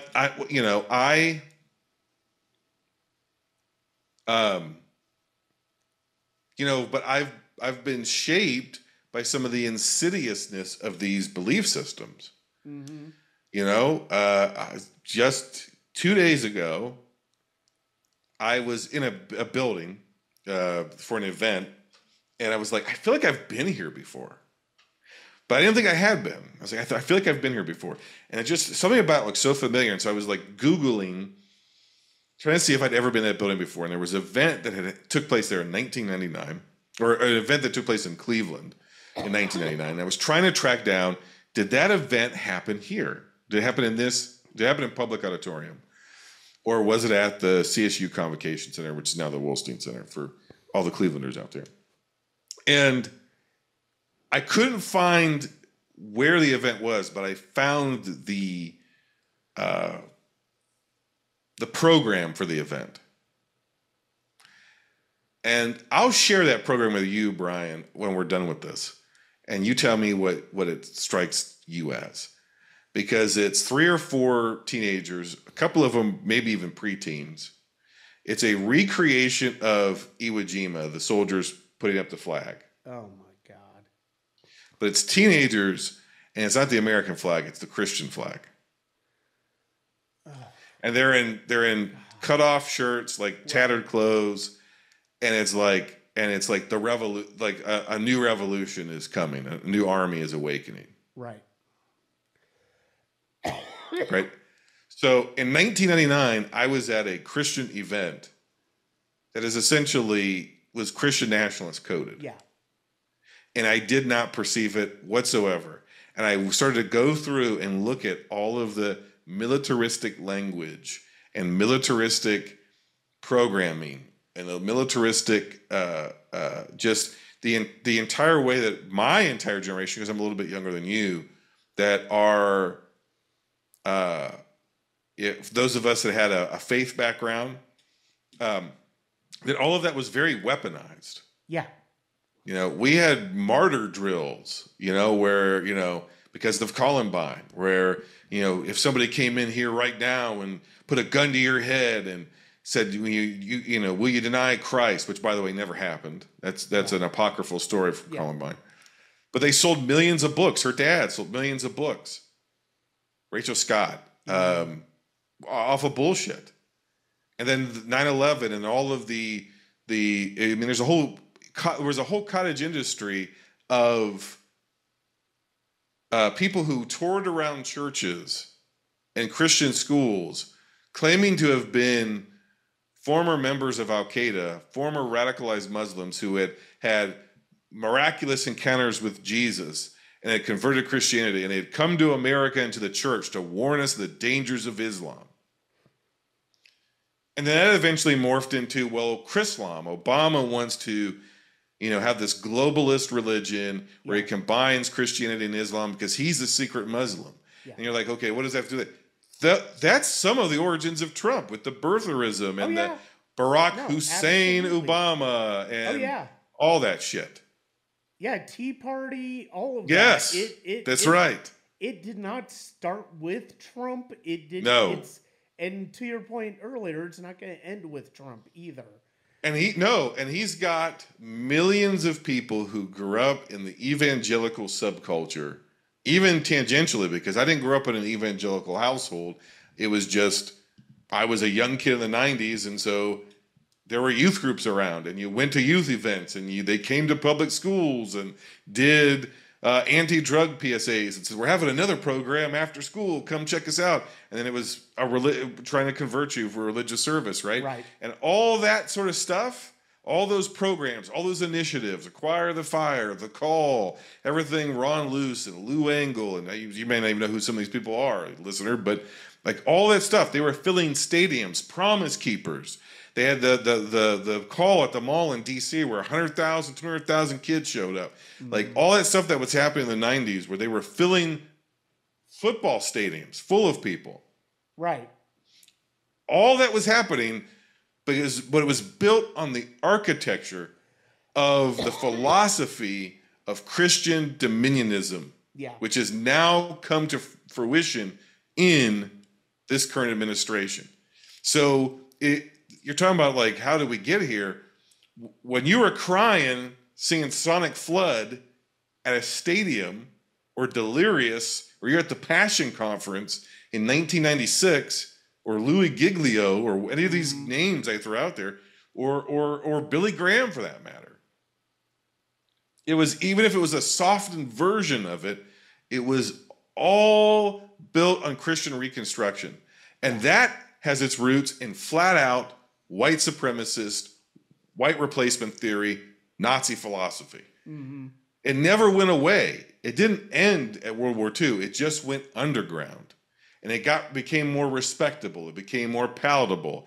Yeah, you had the David Dukes and these folks that we could dismiss offhanded. And that's the thing, because like your point, we superficially learned a lesson at the Great Dictator and Charlie Chaplin tried to teach us, but we never reckoned with the reality of it, so we never understood how deep the roots actually went.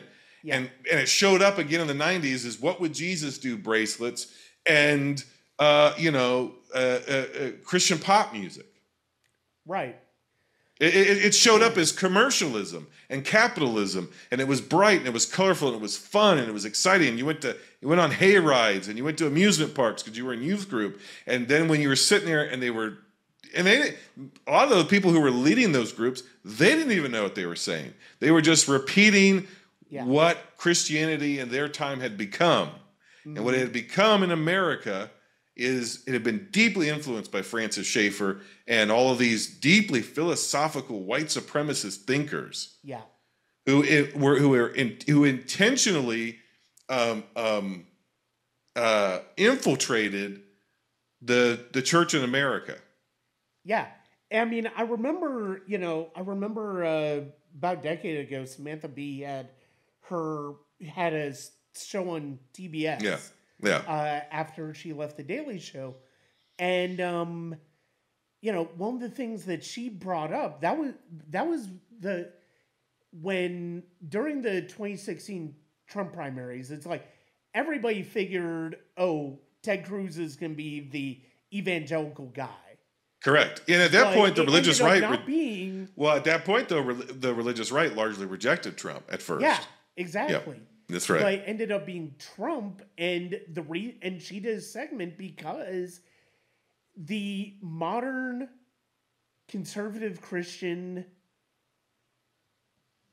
movement was not just about Roe v. Wade; it was about segregation. Yeah. Roe v. Wade came after segregation. Yeah, but it was out of the civil rights movement. It was 100%. It was out 100%. Of these these Christian universities and stuff like that Jerry Falwell, which to your point basically led us to the current homeschooling, correct, and Christian academies and all that stuff. All that stuff that basically is going to decimate our current education, which is what system that's right now. Which is why they want to destroy the Department of Education, because the Department of Education had edicts such as integration. And the fact of the matter is, it's like, look, you look at these school voucher programs that they're trying to push. Yep. It's not about getting your children the best education. No. It's about getting the right people educated. And not even just educated, propagandized. Exactly. Yeah. That's what it's actually about. Yeah, like Jerry Falwell Sr., who's ended up going on to create Liberty University and is one of the architects of the moral majority, but he was also a disciple of Rushdoony, who is the father of Christian Reconstructionism, which is something I just keep bringing up because it's really important that people understand where a lot of this stuff comes from. They were dispensationalists, which you know what that means. But here they basically essentially believed that the world is going to hell. It's going to get darker and darker and darker until the rapture. And this was an idea that really gained popularity after the Second World War. There was a lot of optimism within Christianity. If you go back to the turn of the 20th century, there's a lot of optimism. But you had a controversy. You had the modernist versus fundamentalist debates. Yeah. And the Scopes monkey trial was a part of that. Theory of evolution was a part of that. But there was essentially a branch of broad Christianity in America that accepted aspects of modernity, like evolution, and they took a less literal approach to the Bible, and they became highly influenced by what was known as the social gospel. And it was actually the preeminent version of what you would call evangelicalism in America. And the idea was the gospel, Jesus, teachings of Jesus are about the least of these, and that has to do with the here and now, not the afterlife. Yeah. And America was kind of riding this wave of optimism, even through and after the First World War. Yeah. And so that message culturally made sense. And the eschatology, which is the study of the end times of that era, was basically the world is going to progress and get better and better and freer and more just. And the church is going to be the way that God does that, right? So we need to stand for the cause of justice. And so there was a lot of Christians, and then in particular what's known as mainline, so the immediate offshoots of the Catholic Church, your Lutherans, your Episcopalians, so forth and so on, they were involved with the suffragettes. They were involved in some of the early pre-civil rights, but the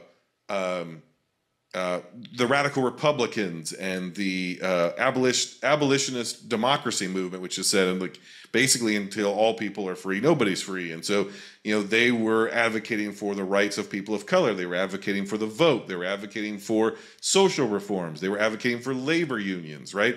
So forth and so on. So a lot of stuff that we ascribe to the left used to be the de facto American Christian position. Yeah. There was an excellent documentary series, 6-part documentary series. I saw it was on Netflix at one point, but it was a PBS series called God in America. It was 6 parts. It was from Obama's first term, and it basically gave you kind of a decent roadmap to how religion in America has changed over the centuries. It's changed a ton. It's shifted. It's really fascinating. Yeah. I think it's available for purchase on available for purchase on VOD through Prime if you want to watch it. It's really fascinating. It's a really fascinating watch. I've watched it a few times myself over the years. And yeah, I mean, exactly to your point, where it's like so many of these things that were left are now that we think of as very liberal, very, humanist perspectives on the world were very much started in religious ways of approaching. It's part of what happened there, though, is the fundamentalists essentially retreated from culture. Yeah. Right, because they were being shouted down by both an increasingly secular America and a religious America that was modernizing. And so the fundamentalists lost, essentially. Yeah. They didn't really go away, they retreated. And they developed this very, like, the world's getting darker and darker, even the church is deceived, we're the remnant, And they essentially said, look, we should not, like, the Christians, it's ungodly to be involved in politics, because, again, that was the position of the opposition, right? We need to become politically involved to increase the rights of all people, because that's what God would want us to do. So the fundamentalists take the opposite position, right? Which is to be involved in politics is idolatry, it's sin, it's evil. Jerry Falwell Sr. is preaching that. Yeah. He's directing it specifically at Dr. Martin Luther King Jr. Yep. Basically saying he represents a false Christianity, this modernist Christianity that's not really the gospel, because the gospel is about getting people's souls into heaven. The world's going to burn, and we need to get people into heaven. And he preaches this very famous message now from the Liberty Road Baptist Church, denouncing Dr. King, the civil rights movement, and some of the mainline white churches that were supporting the civil rights movement. Denounces it all.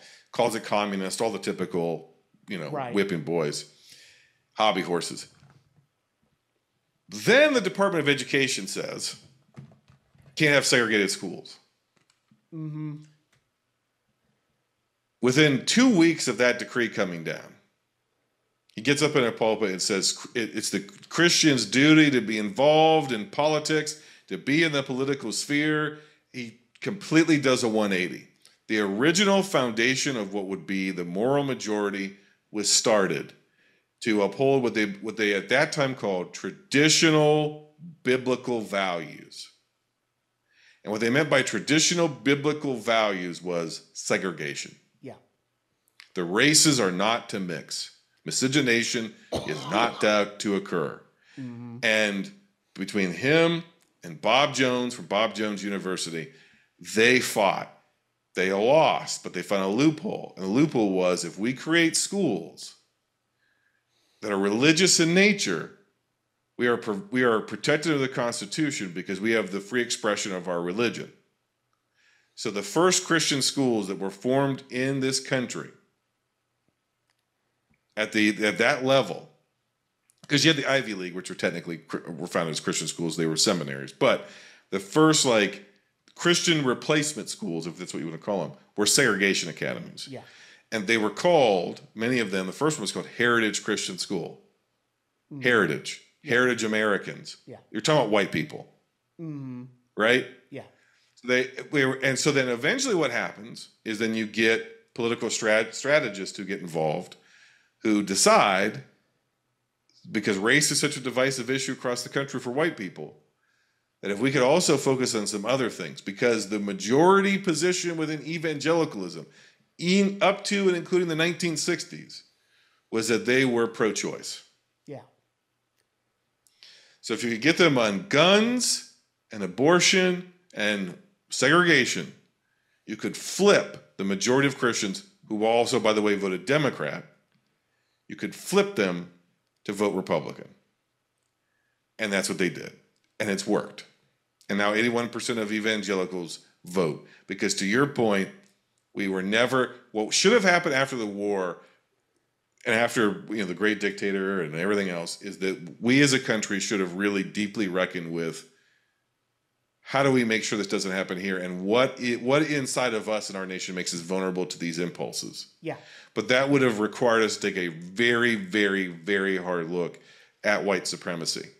Mm-hmm. Because the other thing I think that we are in a reactionary moment to is how do we fall into authoritarianism? Another one of those switches that got flipped is the election of Barack Obama. Mm-hmm. And whatever you think about the organization itself, I'm talking about the movement, the idea, the statement of Black Lives Matter. Yeah. And I would even say the Me Too movement. Mm-hmm. The holding men accountable for sex abuse, holding the justice system responsible, or trying to, and holding white people responsible for Black lives, and the indignity of having to live under a Black president literally drove white Christians in this country and white billionaires in this country insane. Yeah. Especially the South African ones who aren't even from here, but who are all pro-apartheid, like Peter Thiel and Elon Musk. Yes, exactly. And, the thing is, it's like, I think, one thing we haven't talked about when it comes to World War II and the Great Dictator and stuff like that, mainly because of the fact that, it's not really part of that. It is a part of that narrative, but it's not part of the American narrative. Well, it is a part of the American narrative. And it's something that very much did happen and has happened over the years, whether you talk about slavery, whether you talk about Native Americans. We imprisoned a race in World War II. Yes. With Japanese internment camps. Yes. We did that. And it's like we have not reckoned with that. We have not reckoned with white supremacy stole their wealth, stole their homes, stole their property. Exactly. And when they in California, and when they came back, their neighborhoods were gone. But no, you're absolutely right. And yeah, the election of Barack Obama wasn't the quote unquote end of racism in America by a long shot. It was the acceleration of the return of it and the return of white supremacy. And the thing about, and yes, I know we've got two movies, but this is part of the discussion. Yeah. This is part of the larger discussion where we have, on top of never having really reckoned with our, we at one point we could recognize that the KKK was evil. We could recognize that Nazis were bad. But the thing that I think a lot of, we look at our freedom of speech and our freedom of expression as something where it is absolute, where we feel like we have a right to say whatever we want, except we really shouldn't. I mean, being able to speak freely is important, but we also, there's some ideologies that we need to make sure we hold a little bit of check into. Mm-hmm. And especially when it came to the KKK, I mean, David Duke became, white supremacists, Proud Boys, all of them, they became a big part of the resistance of Obama. Mm-hmm. And then obviously in the 90s, I remember neo-Nazis being a huge uptick in this country, where it's like, well, wait a minute, we don't like the Nazis. Why are we allowing them to do what they're doing? Mm-hmm. I mean, we just have not done the necessary work and instruction, and it's because of the fact that a lot of us don't want to. A lot of us That's right. don't want to. Well, I mean, here's the thing. It's ugly, it's hard, and it has something, it's cognitive load. Yeah. Right? It's a mental load. I mean, it's hard to look. Would you rather the post-war boom? I mean, if you study the history of America, what it always comes down to is if you can get enough white people comfortable. Yeah. Even if they were, they know something is objectionable and we're fighting against it. If you get them comfortable enough, they will surrender. When you study the history of women's suffrage in this country, the women's suffrage movement was at times directly tied to the early civil rights and abolitionist movement. Mm-hmm. White women basically broke solidarity with people of color, including white or black women, because there was basically a part of the suffragettes movement, not technically a suffragette, but part of a women's rights movement, the early women's rights movement, was led by black women. Yeah. But their argument was, it's not enough. We need full, the entire black race needs to be equal, right? Yeah. So if we're fighting for women's right to vote, but we also are fighting for equality for all black people. Right. And there was solidarity there until the option was given for just white women to get the vote. Yeah. And solidarity was broken. And if you look at through history, white people, we have always broken our truces, our vows. We did with the Native Americans, First Nations people.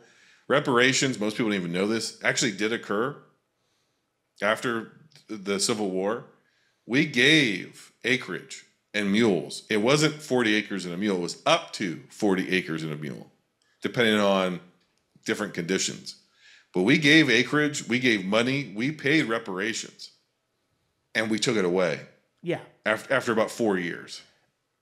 We literally went back in and took the land and gave it back to the slavers, and took the money and took the animals and gave it back to the slavers, and then essentially made the black folks tenant farmers on land that we had given them, which essentially just put them right back into slavery. Right. By a different name. Yeah. So this is what we do.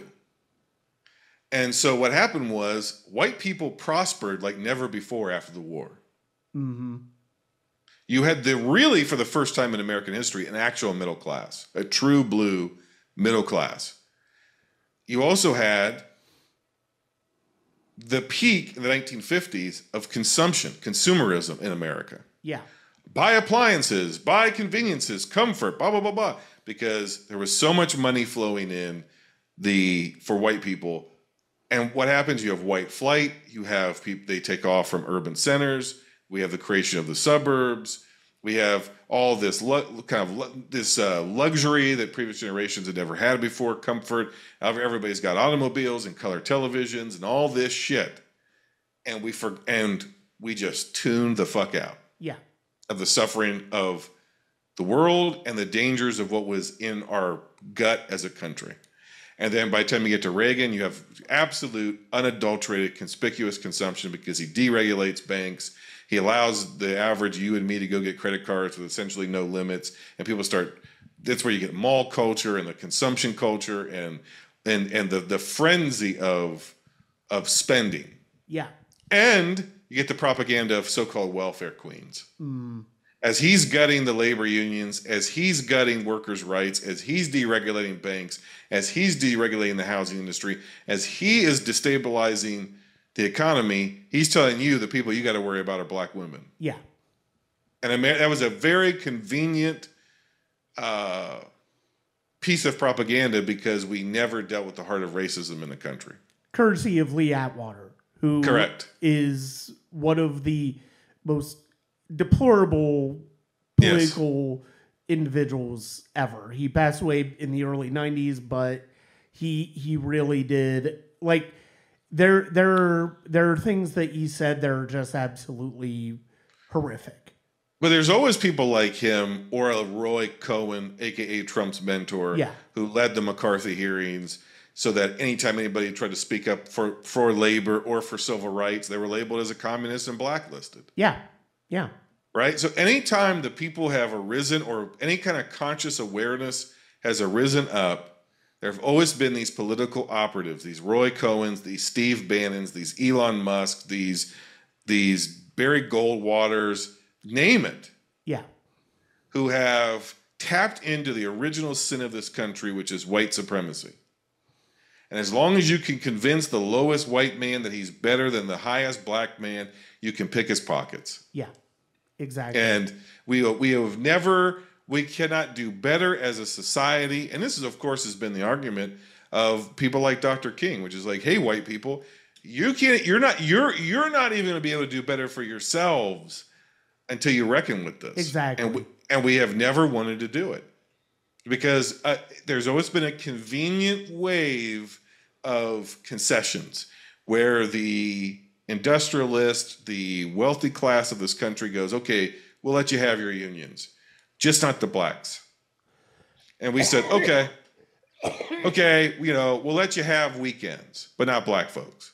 Okay, we'll let you vote, but not black folks. We'll let you vote, but not black folks. We'll let you do this, but not black folks. We'll give you a credit card. We'll let you move to the suburbs. You can buy bigger homes, but not black folks. And as long as black folks have been excluded, white people have been okay with it. Mm-hmm. And this is where we're at. Because isn't that Trump's platform? Basically, yeah. Yeah. Let's get back to the point where we don't have to deal with all these blacks. Yeah. Well, and I mean, voter ID laws, have been dismantling the Voting Rights Act for decades now. I mean, no, correct. You're absolutely right. And even.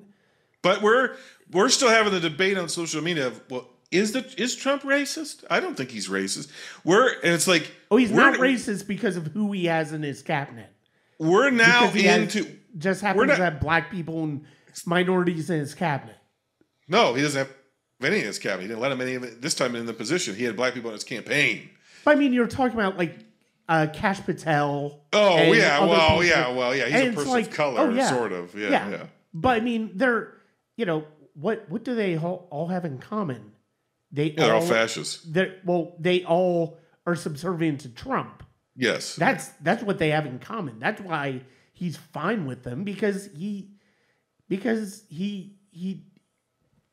they care about him and will do anything. Or so they say. Yeah, allegedly. But yeah, but still. People like that have no loyalty, right? Because I'll go back to what Schultz said as we move on to the next movie: is your cause is doomed to failure because it is built on the stupid, ruthless persecution of innocent people. Exactly. No.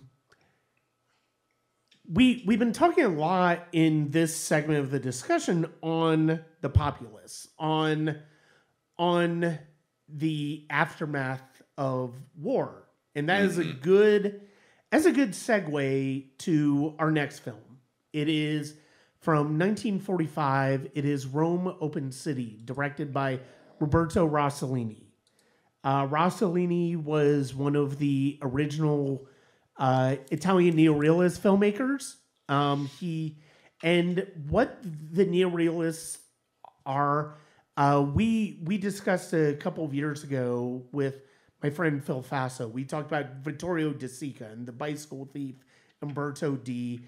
Those are neorealist films. And basically what we mean by neorealism is there's a melding of documentary filmmaking with narrative fiction. Yeah. And I mean, and it's one of those things where it's like the stories are fiction, but they're taken very much from real life. And they feel very authentic. They aren't necessarily performed by actors, although I do know there are some actors in this movie. This is a movie I've known about for a long time with My Voyage to Italy, the Martin Scorsese documentary. He talks about Rossellini a lot in that. And this is part of a trilogy of Rossellini's of post-war Italy. Rome Open City, Paisan, and Germany Year Zero are all parts of this trilogy, but you also have other ones, some of which he made with Ingrid Bergman, who would later be his wife. They would give birth to Isabella Rossellini, and who would marry Scorsese? Yeah. I don't want to get you off track, but do you think he married her only because he had a fetish for her father as a filmmaker? I doubt it. Okay. I'd be curious. That's suspect. Okay, I would be curious to hear Scorsese's thoughts on that. You know, and it's interesting. Well, and also probably because Ingrid Bergman is her mother, right? Like that. That's like, I don't want to be crass, but that's Scorsese's wet dream. Roberto Rossellini, Ingrid Bergman produced a beautiful woman, and I get to marry her. Okay, look, here's the thing. Also, it's like, not to get on too much of a tangent here, but another one of his idols is Michael Powell. Yeah, who, for a time, was married to Thelma Schoonmaker, who is his longtime editor. That's right. So, I can't say one way or the other, but But the fact of the matter is, it's like, if you look at Rome Open City, and this was my first time watching it. I'd heard about the movie for years, but this was my first time watching it. And the thing about neorealism, and that's so fascinating, and you see the branches that have grown off of neorealism with the French New Wave, with a lot of foreign filmmakers in other countries, and then the independent movement in America, as well as the 70s. And New Hollywood. Especially like Scorsese, you can definitely see a neorealist inspiration in his work. The thing I think that is so... This one is also about resistance, but the thing about this one is that it also shows that sometimes resistance can feel futile, but it's still important. I think resistance always feels futile. Yeah. I mean, I think that it's not victory, it's resistance, right? Yeah. And I think that, like, if The Great Dictator is a optimistic dream, right? It's the one great rousing speech appealing to the common humanity in us all is enough to turn the tide and to end our weeping. This is the realist version of it, right? Which is you're doing the right thing is going to put you on the wrong side of the law, Ken, and cost you your life. Yes. And innocent people who aren't even trying to be caught up in the fray of resistance or otherwise, right, are caught in the middle and are going to suffer as well. Yeah. I mean, this movie is arguably most famous for a scene in which I don't know that I would call her a a neutral character, but kind of a neutral character. A pregnant woman is gunned down the street. Yes. Chasing after she is I think the fiance of one of the resistance fighters in Italy at this time. But is not a resistance person herself. She's sympathetic to the resistance, obviously, and hates Nazis. Yes. But she and hates fascists, I should say, but is not because it's more than just Nazis. But is not necessarily directly part of the resistance herself. She's a widow who already has some kids or a kid. No, she has a couple kids. Yeah. And she's pregnant, and she's the fiance of one of the Francisco, I think. And he has a line that says, where they're talking in the stairs, kind of early in the movie. This movie is literally in like 3 acts where it literally ends. It's like end of act 1, and there's 2, and there's 3. And each act essentially ends on tragedy. Yeah. And he has a line where he says to her, we're fighting for, because she's in despair, right? Because what's the point of even living, let alone bringing a child into this, let alone being married? Like, what is the point? And she has got an earlier speech with a priest of like, has Christ forgotten about us, right? Like, why, why are these things happening to us? Trying to reckon with it. But he says this to her. He says, we're fighting for something that has to be. Yes. That can't help coming. The road may be long and hard, but we'll get there, and we'll see a better world. And that reminds me of a quote from another horrible person, but the quote I think is spot on. Antonio Gramsci, the famous quote, "The old world is dying, and the new world struggles to be born. Now is the time of monsters." And authoritarianism seems historically to always rise up in great times of transition, when the old order is no longer works, it's no longer functioning, it's outmoded, it's outdated. And this is honestly, it's usually like comes about by changes in technology, the printing press, the cotton gin, smartphones, like just there's different technologies through history. Yeah.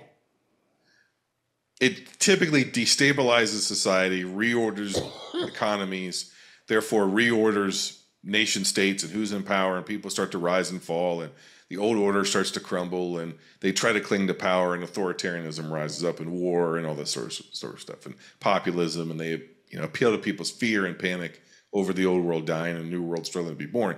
And that in between time, between the death and birth, is the time of monsters. That's the time of fascists. And that's where they're at in this movie, in Rome, the Open City. The old order of Italy in Europe is dead and dying from the First World War. And something new is coming, right? But they're not there yet. They're in this middle period. They're on the long road.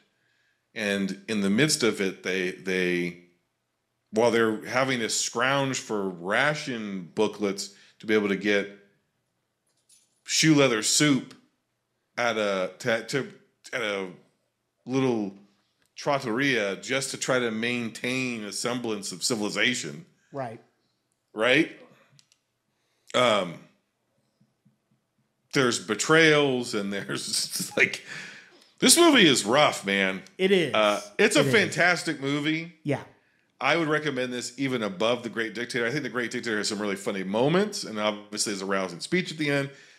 But it's just from a film criticism perspective, I think Rome, the Open City is the all-around better film. And the fact that it was, Roman occupation, or Germans' occupation of Rome didn't end until June of 44. The war didn't end until, May or June of 45? Yeah. This movie came out in September of 45, which means they were filming it clandestinely. Yeah. Without anybody's knowledge, as the occupation was still either happening, coming to an end, but the war was still raging. It's insane. Right. Well, which is part of the reason why the movie, I don't want to say flopped, but it was not well received initially because it was too fresh. Well, and that's the thing. I think the thing that is, I think that yes, I think you're right, it's too fresh, but B, I feel like a movie like this is you don't want to think about it after. No. You don't want to think about what just happened after this. I don't want to think about it now because this to me is like my future. Exactly. No. This movie scares the shit out of me. Yeah. No, I agree with you that it's the better film to Great Dictator. As much as I love The Great Dictator, they're both good. It is a bit too long, and there's the humor is there, but ultimately it's not as solid in that is some of Chaplin's other work. So I do agree with you.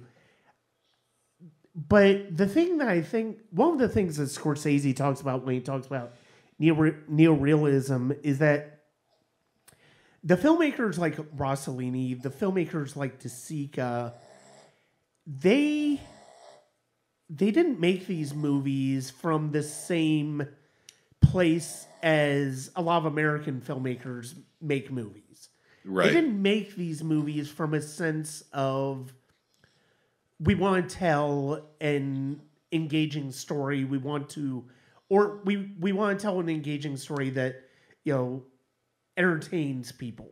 Yeah, it's not commercial entertainment. Rossellini and De Sica, they need to tell these stories. Yes. Because Italy lost so much of its humanity to fascism. Yes. That these are ways for artists and filmmakers, and this is why art is more important than ever in moments like this. Yeah. One of my favorite films of all time, going slightly off track, but is Andrei Tarkovsky's Andrei Rublev, and about the famous Russian icon painter. And there's a moment in the film where he kills somebody during a raid on his city, and as his self-imposed punishment, he says he's not going to paint ever again. He removes himself from being able to document these tragedies. And so the thing that is so admirable about Rossellini in this film is that he looks at what his country's been through and realizes, and Fellini was part of this company as well. Now, a lot of us recognize Fellini from his later films that are very distinctive, but he wrote some of Rossellini's work. And so for filmmakers like Rossellini, Fellini, De Sica, they're like, we have to show the world that we are not all the monsters that our leaders made us out to be.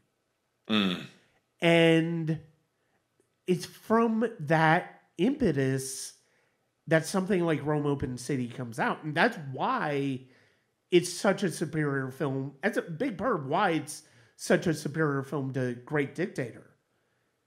And is because of the fact that it's like an open wound where it's basically a cry for help. It's basically a cry for saying, like, not everybody, the worst of us do not speak for all of us. And that is such an important... Now, I mean, obviously, we shouldn't forget the worst of us. And I do think the fascists in this movie are portrayed with a proper degree of cruelty. But at the same time, not everybody is on board with this. And I think that is one of the things that... I mean, I see it honestly, I see it online now. Like, I see so many people, I fucking hate this. I see so many people from blue states saying, oh, red states, fuck you. You put us in this position. And it's like, and I understand it to a certain extent, but yeah, but at the same time, it's like, well, gee, thank you so much for your empathy towards people who are stuck in these states who can't necessarily go where, and it's always people from blue states. Oh, yeah. It's always people from blue states. And it's like, I don't have the resources to move to a blue state just because I don't like the policies and the votes of people who got us in this situation. And also on top of that, Brian, I mean, your vote, your districts have been gerrymandered to absolute shit. Exactly. Right. So we don't actually know. My representative is Marjorie Taylor fucking Greene. Right. That was not the case in 2020. Right. We How don't actually. the fuck? That's what I'm saying. We don't actually know what the actual American people are really voting for. Exactly. Because they've systematically dismantled. Because even in the reddest of states, other than a few, the city centers are typically blue. Are typically blue, and that's where the majority of the population is. Yeah. So what you're really saying is, you know, when you say that sort of stuff, is that you're willing to let hundreds of thousands, maybe millions of people who voted just like you, leave them to rot because people have rat fucked the voting process, so that some soybean farmer who barely has a GED, who listens to nothing but Russian propaganda through AM radio and Fox News, his vote counts 10 times as much as Brian's. Yeah, exactly. And so what you're saying is like, you know, your allies essentially, who are ideologically more similar to you than not, are not really allies. Are not really allies, and you know they deserve to fuck around and find out just like everybody else. Yeah, exactly. Yeah. And that to me is the same level of narcissism that we saw during COVID. It's just it is. And I don't want to go JD Vance, God forbid. Oh God. But there is a certain resentment that I actually think does have some sort of credence. Mm-hmm. And it is, whether you want to call them coastal elites or whatever you want to call it, but like you were talking about, it's like there is this blue state bubble where they look down upon anybody that's not in their sphere. Yeah. That has been weaponized. Right? That their superiority complex and their crass projection of their superiority complex is being weaponized by autocrats to further divide this country.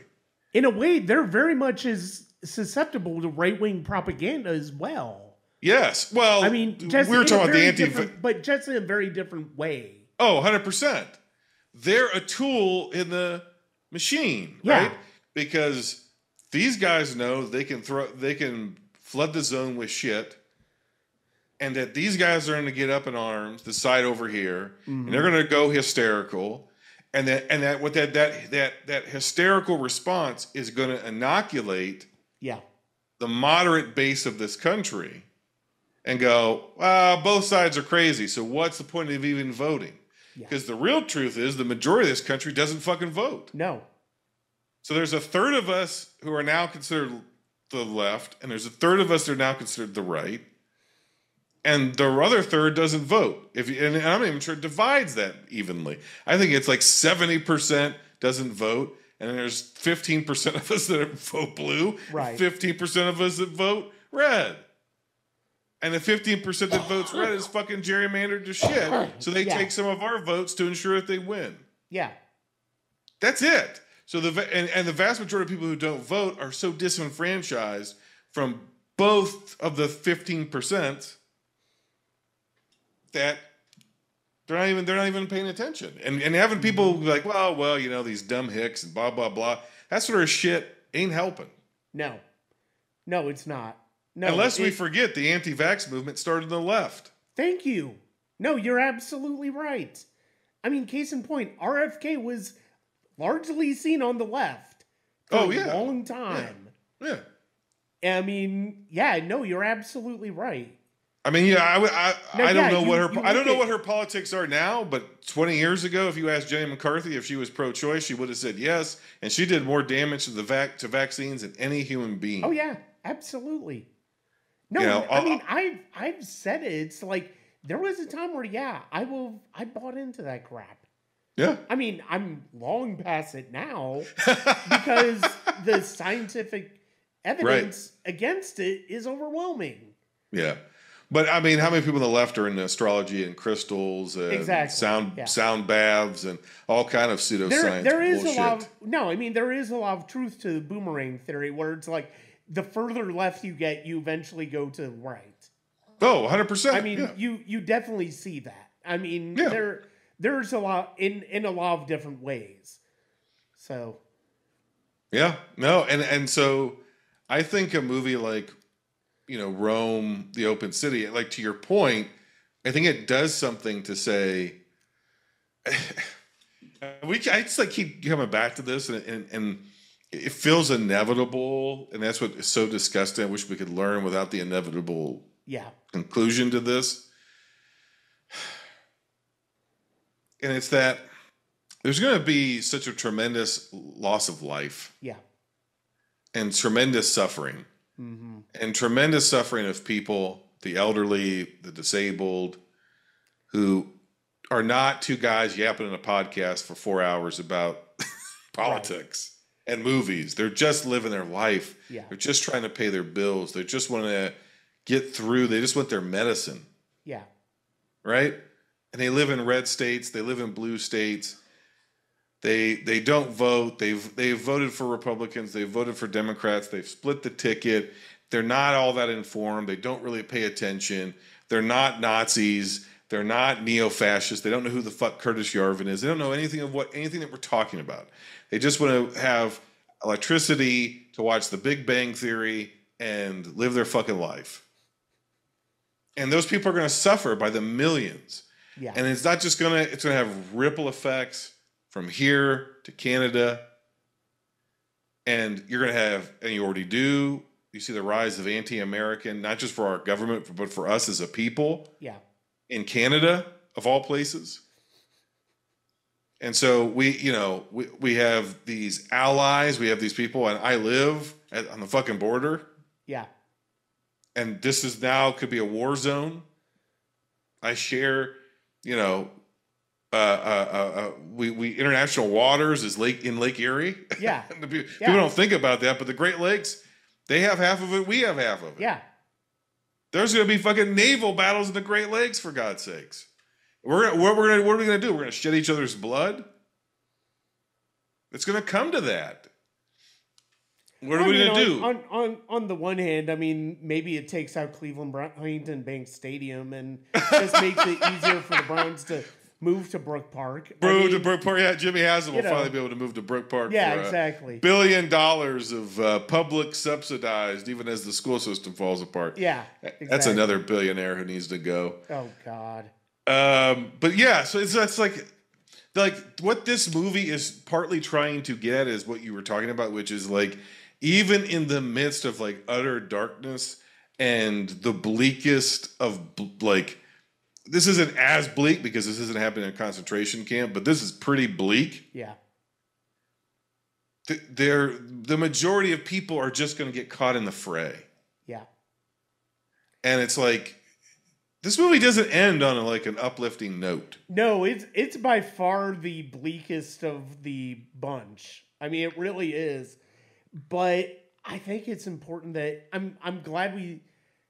It ends with talk about it because of the fact that resistance is important, but it's not inevitable.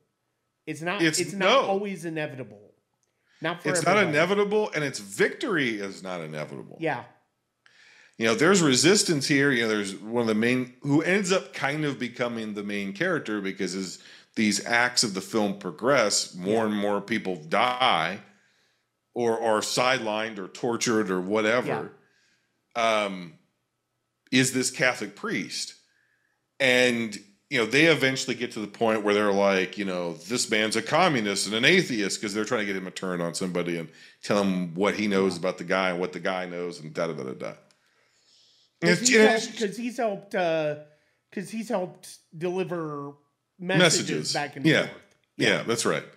And he's just answering as some sort of local commandant who's been dispatched to this part of Rome, right? Yeah. This movie is very small. We're not dealing with Hitler. We're dealing with some stormtroopers and mainly this one guy, right? In this one area, yeah. Yeah, in just this one area.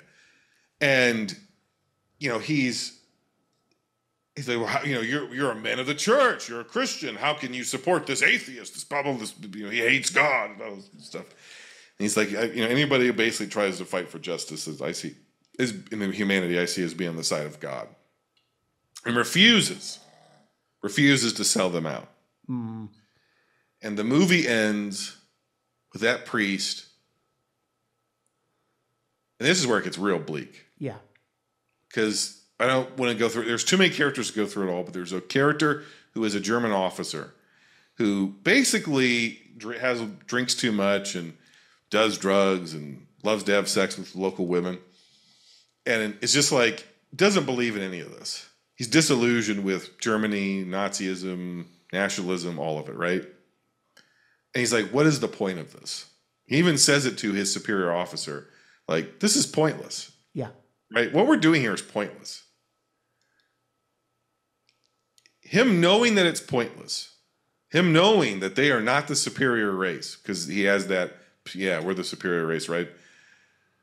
Him being completely cynical towards what they're doing, the movie has him be the one to pull the trigger that kills the priest. Mm. There's a firing squad. They take him out in front of a group of children. The priest. And the firing squad they have that moment where their conscience sees they cannot kill a priest. Yeah. Right?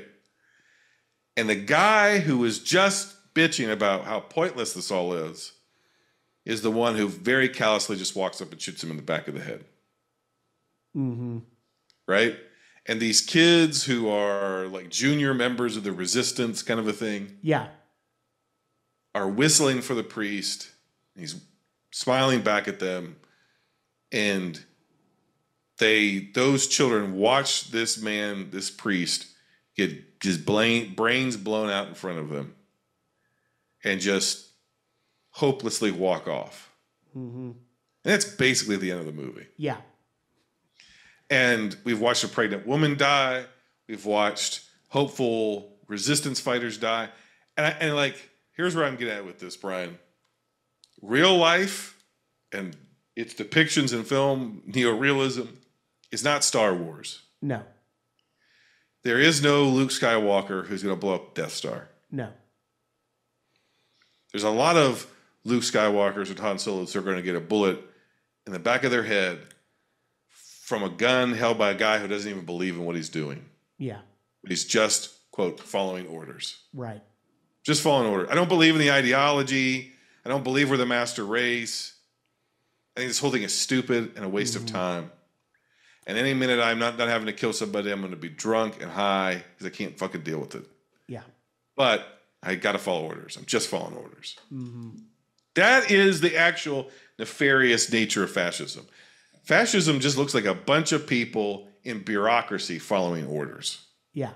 That's it. And in a lot of cases, the society is more than willing to comply to it. Like watching this film, I was reminded of a film from a few years ago that I absolutely adore, Terrence Malick's A Hidden Life, about one of the first conscientious objectors against the Nazi Party. And I talked about it on the podcast a couple of years ago in the context of Malick's work, but it is like what he does is it's inevitable that he's going to die because he is going against the party. But seeing the way that the people in his town who know him treat him and his family is just it's harrowing and it's heartbreaking. And Yeah. I mean, that's going to be one of the darkest things that's going to come out of this time Yes. in America, is that we're going to realize that our friends, quote unquote, or loved ones are not necessarily, their friendship and love will only go so far. And let's talk about the elephant in the room, which is that there's going to be a lot of anti-Trumpers and people who are, quote unquote, on the left or liberals, who that is going to apply to. Yeah. You're right. Because there's a subplot in this movie of betrayal, and we don't have time to get into it. Yeah. One of the coldest lines in this movie, though, is after one of the main female characters passes out. Another female character who's kind of a Nazi agent, basically. Yeah. Takes the fur coat. She's been making these little concessions and doing sex work and making these little concessions with the Nazis and with officers and people in power to get money for herself. Yeah. So while everybody else is living in rubble, she's living like in this nice penthouse and is very comfortable and whatever. And it's kind of semi-oblivious to like the reality of it. She's listening to the radio and she's just very comfortable. And she's got this fur coat or whatever. And she sees the man that she loves dead after having been tortured. Accidentally sees it. And passes out from the shock. And the woman, they're like, just put her in the gulag. And then afterwards, they're going to kill her. Yeah. And the woman who was supposed to be her friend, who's also been her drug dealer, takes the fur coat off of her body. And she says, for the next one. Meaning they're going to do this exact same thing to another woman who's down her luck, who is going to turn into sex work, and they're going to turn her into basically an idiot asset, And that's the horrors of all of this. This is what we are trying to avoid. We don't have to agree on everything. We don't have to have the same faith. We don't have to have the same interpretation of the same faith. We don't have to have the same ideas about what makes a good economy. We don't have to. But we have to agree that we do not want to live in a world where the only way to survive is that we turn on each other. Yeah. No, you're absolutely right. That's not the world.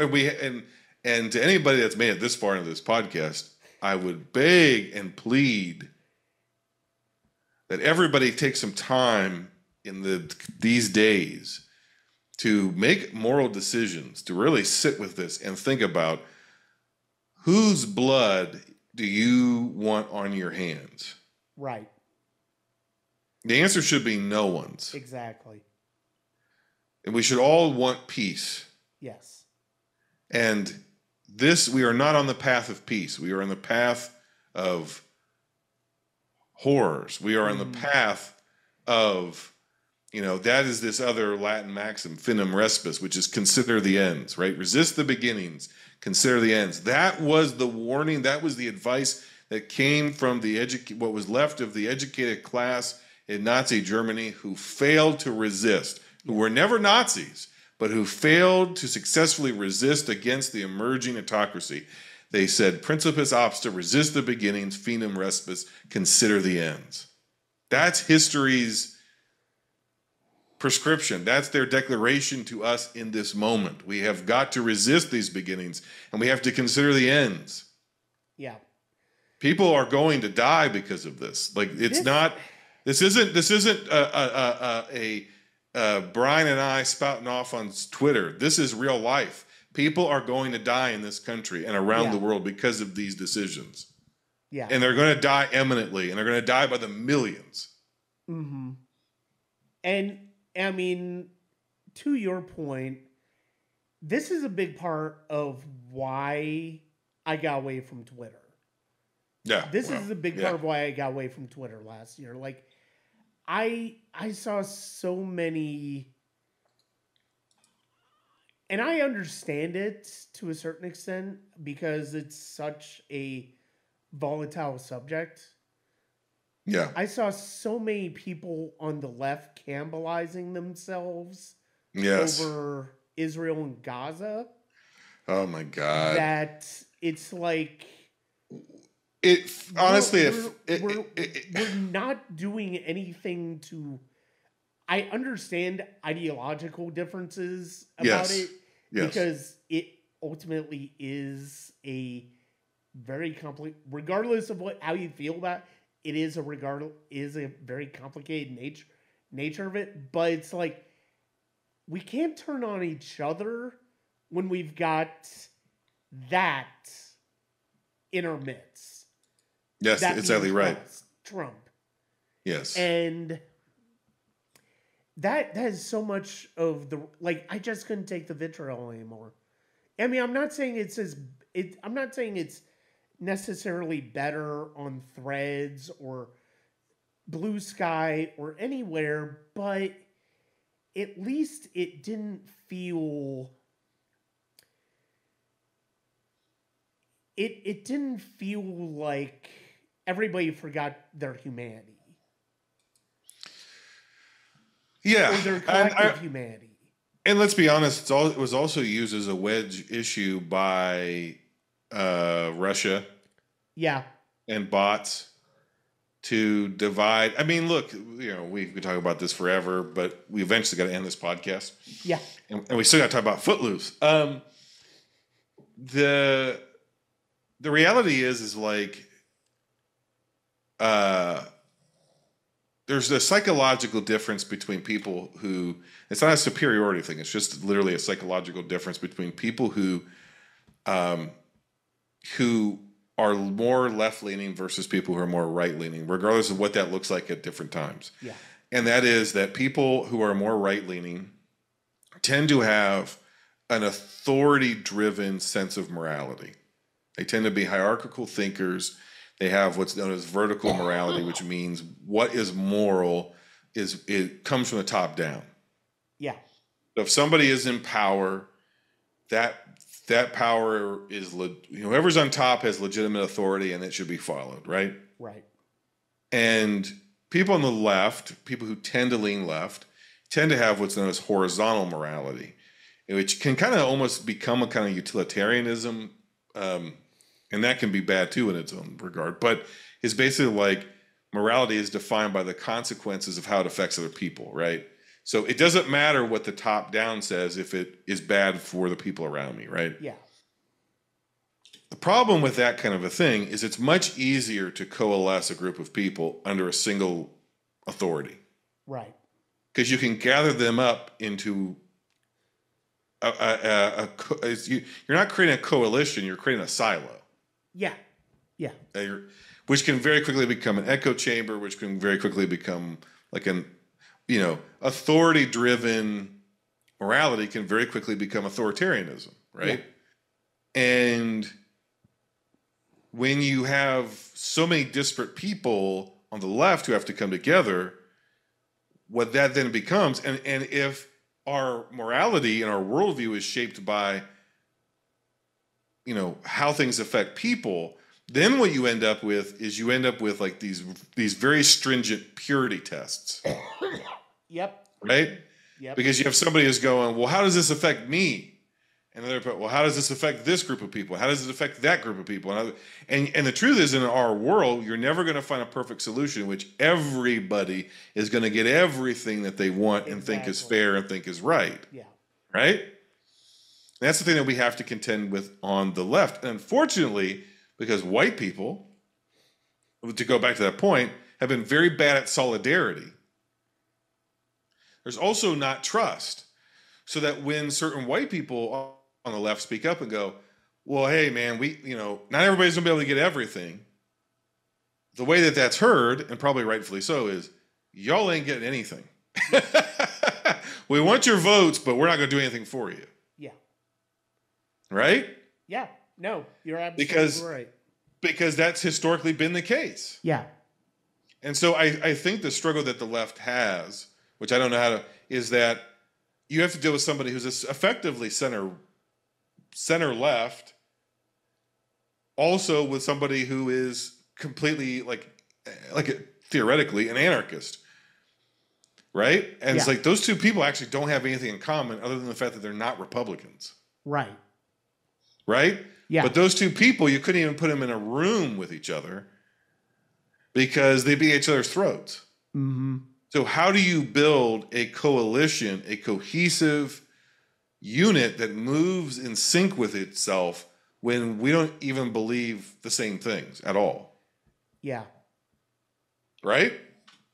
No, I think you're absolutely right. Now, to your point, when you're dealing with a fascist who's going to dismantle the government and bomb Gaza and do ethnic cleansing and commit genocide against asylum seekers and immigrants and people of color and strip away women's rights, none of that shit should matter. We should say, fuck these purity tests. It's wartime, and This is an emergency situation. But we're sitting there debating about what were Kamala's? I don't know what her policies were. Where'd she really stand in Gaza and all this shit that I'm not saying it doesn't matter, but I'm saying you also have to have a certain hierarchy of priorities. Exactly. And and the thing is, it's like, it's like we can't even trust the courts to keep the authoritarians in check. No, we certainly because they're can't authoritarian. trust Congress. No, we certainly can't check the Supreme Court that basically gave them immunity for official acts. Yeah, but so many of those judges they appointed in his first term were put there by the Heritage Foundation, which goes back to those Christian Reconstruction and Federalists. Federalist Society for the judges. But same basic idea. Same basic idea. But no, you're absolutely right. And on that note, I think that's actually a good segue into her last film, which and I want to share, if you don't mind, I want to share your exact words for me. This was from a couple weeks ago. You asked me a simple question. How do you feel about swapping one for Footloose? Yeah. Feel free to tell me to fuck off. And the thing is, it's like, I will admit this was my first time seeing it. I'd heard about it. I'd heard about some of what it's about. But I'd never seen it before. Mm-hmm. So I knew enough about it to where when you brought it up, I'm like, I'm not going to tell you to fuck off because I see where you're going with this. Mm-hmm. I see where you're going with this. And that's where I really started turn this idea of this particular episode into coalescing more about the idea of resistance and the idea of fighting back against authoritarian ideas, because Herbert Ross's Footloose, as goofy as it is, as silly as it is, it's as goofy, very 80s as it is, in its soundtrack, very much fits into this idea that we are talking about. Oh yeah, and especially the American version. Oh, 100%. And that's what, like I said, I 4 hours ago when we started this, I watched this for the first time last year. Obviously, I'm very familiar with this. Is in American culture was very ubiquitous. I think just about every song on the soundtrack charted. This thing was massive. And obviously the title track of Footloose is still around and blah, blah, blah. And I think the film is remembered as this like lighthearted, goofy, corny dance drama. It's like a save the rec center, except there is no rec center. They're just trying to save the prom by allowing them to dance or whatever.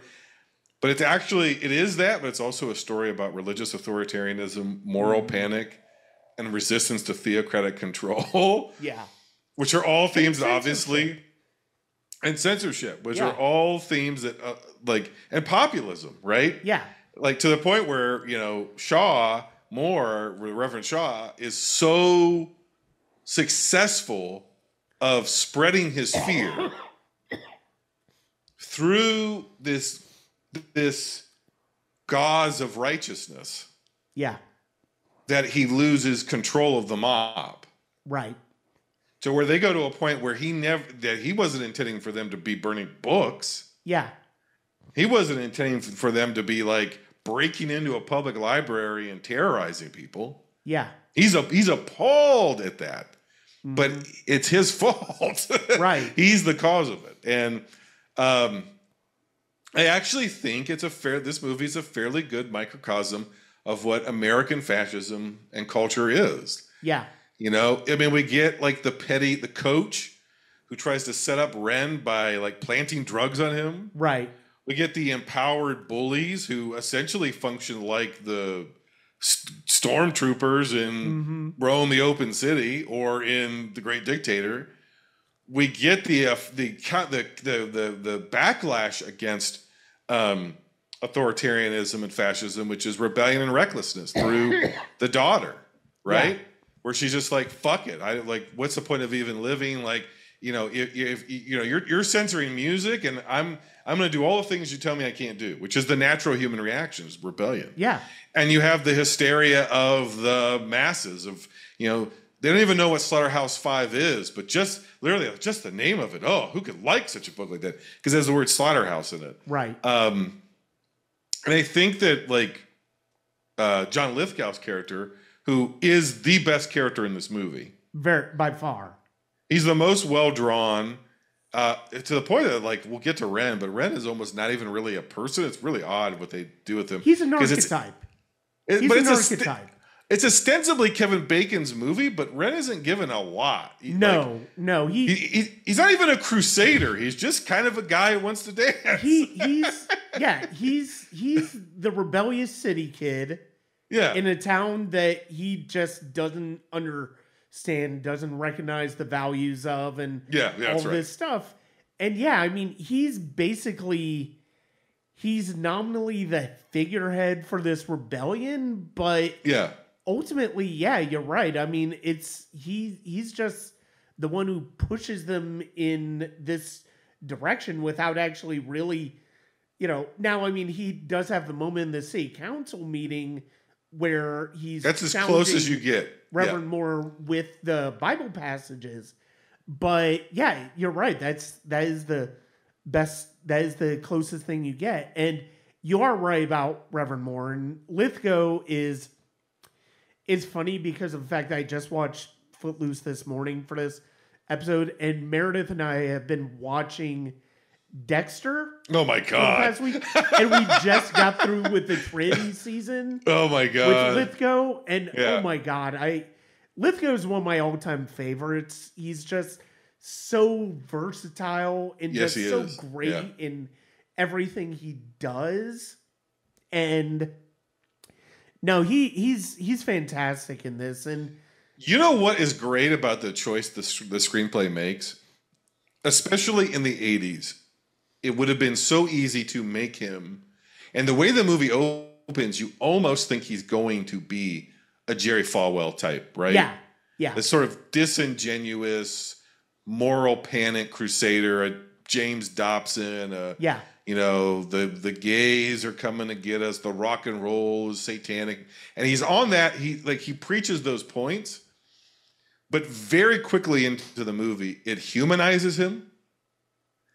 And you see what is really behind his preaching is fear. And the movie, even by the end of it, starts tipping its hand even deeper, but probably goes just about as far as a Paramount film made to be popular on MTV during the Reagan era could go, which is his daughter essentially calls out his entire ministry as a sham. Yeah.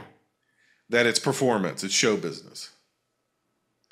And Diane Weiss his wife, Diane Weiss is actually very good in this as well. Yes, she is.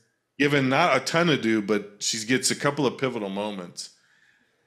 You know, the subtle subversive nature of her line of like, you know, you can lift a congregation so high with your preaching, they have to look down to see heaven.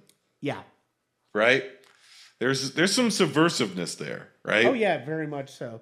And I just think that, but I don't think it pulls its punches. I think rather than trying to be a deconstruction of religion, which I think is more than what they would be willing to bite off with this movie, they tip their hand towards that. But what they actually get at, again, what Chaplin got at to some extent, and kind of what, in a different way, Fellini and Rossellini and their crew got at, which is underneath this authoritarian bluster or scare little boys. Yeah. Ludicrous, laughable, lamentable. It'd almost be sad if it wasn't so deadly. You'd almost have empathy for them if it didn't result in so much oppression. Now, obviously, in Footloose, it is an oppression, but the stakes are relatively low, right?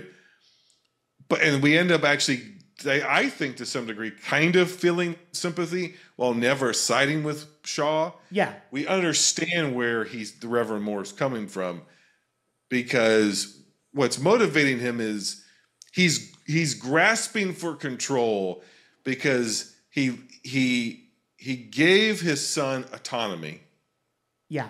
And it cost him his son's life. Right. So he feels that he has, because his son was drinking and driving, it's a poor reflection on him as a father. It's a poor reflection on him as a husband. And it's a poor reflection of him as a minister. Yeah. So his religion has changed. His parenting has changed. His being a husband has changed. And he's taken to being controlling. Yeah. Because it's the only way he knows how to be safe. The irony, of course, is it's costing him his daughter. It's costing him his community. And in many ways, it's costing him his church. Even though the church is packed, they're losing their morality. Right. And it's obviously costing him his daughters and his marriage. So, yeah. So it's really about this guy having to reckon with the fact that he's being motivated by terror, his own terror and guilt, and not love. No, exactly. And I mean, this is, ultimately this is the most superficial of the three, because that's not exactly what is moving people to watch it. I mean, it's the soundtrack, it's the people having fun, the people dancing and all of that stuff. It's the youth aspect of the movie that drove 100%. The box office of this movie. Yeah. But I think to your point, especially in the early 80s, when Satanic Panic was starting to rev up, this was a discussion that was going to be had. And you look at the book banning, like book bannings are happening now. We're not at book burnings yet, but God knows we're not far off. Yeah. But book bannings have escalated to absurd degrees over the past few years. And it's usually directed towards sexuality, LGBTQIA representation, all of that. And the thing is, if you look at Project 2025, there is stuff in there for wholesale censorship. Now nominally it's about pornography, but they will be dictating what that means, so that stuff that you would not necessarily consider pornographic, they're going to, and they are going to ban. Yep. No, you're 100% right. Yeah. And the funny thing is, it's like, that is one of the things I actually kind of like about this movie, where I think it really gets to the absurdity of that, is that none of these songs are in this movie are as like hard-edged as anything anybody was listening to. Like, it's not Motley Crue or Guns N' Roses or Metallica. The closest very pop-oriented music. Yeah. The closest they get to it is Mental Health from Quiet Riot. Or not Quiet Riot. No, it is Quiet Riot, isn't it? Think so. Yeah. Yeah, which they play a snippet of. Yeah, I mean, ultimately it's like, it's Kenny Loggins. Yeah. But the dancing is it's sex, Yeah. right? There was this moral panic, the Tippy Gore, by the way, Democrat. There was this moral panic that was happening on both the left and the right about rock and roll music and MTV and how it was poisoning the youth. And that goes all the way back to Elvis. And really that goes back to white supremacists too, because it was black music infiltrating white teen culture, which is why they were against rock and roll. Yep. And so, it was all this fear about all this like contamination of the youth, but it was also drinking, it was fighting, it was sex, it was all of it. Yeah. And, you know, all of the thing about like these sort of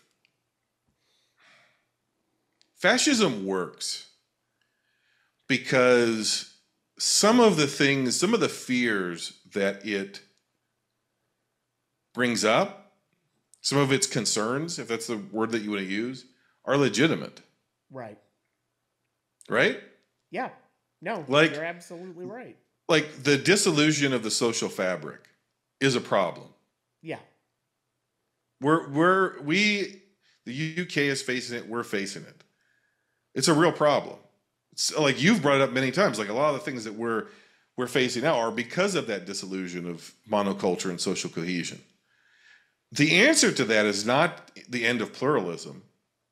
It's not white supremacy. But there is a real problem there. Immigration is actually a problem. Not because of immigrants, but because of our system and the rules and what gets applied and what doesn't. It's a broken system. It's not good for people trying to come here. It's not good for anybody. Everybody loses. Right. What fascism does is it provides simple, hateful solutions to real problems. Yes. The economy in Germany was bad. Mm-hmm. People were suffering. The solution was not to deport and then murder Jews and blame Jews for the economy, right? We are suffering through economic collapse in the United States and have been since Ronald Reagan. Yeah. The answer is not get rid of immigrants, strip rights away from people of color or gay people or trans people or women. The answer is tax the rich. Give the labor force rights. Yeah.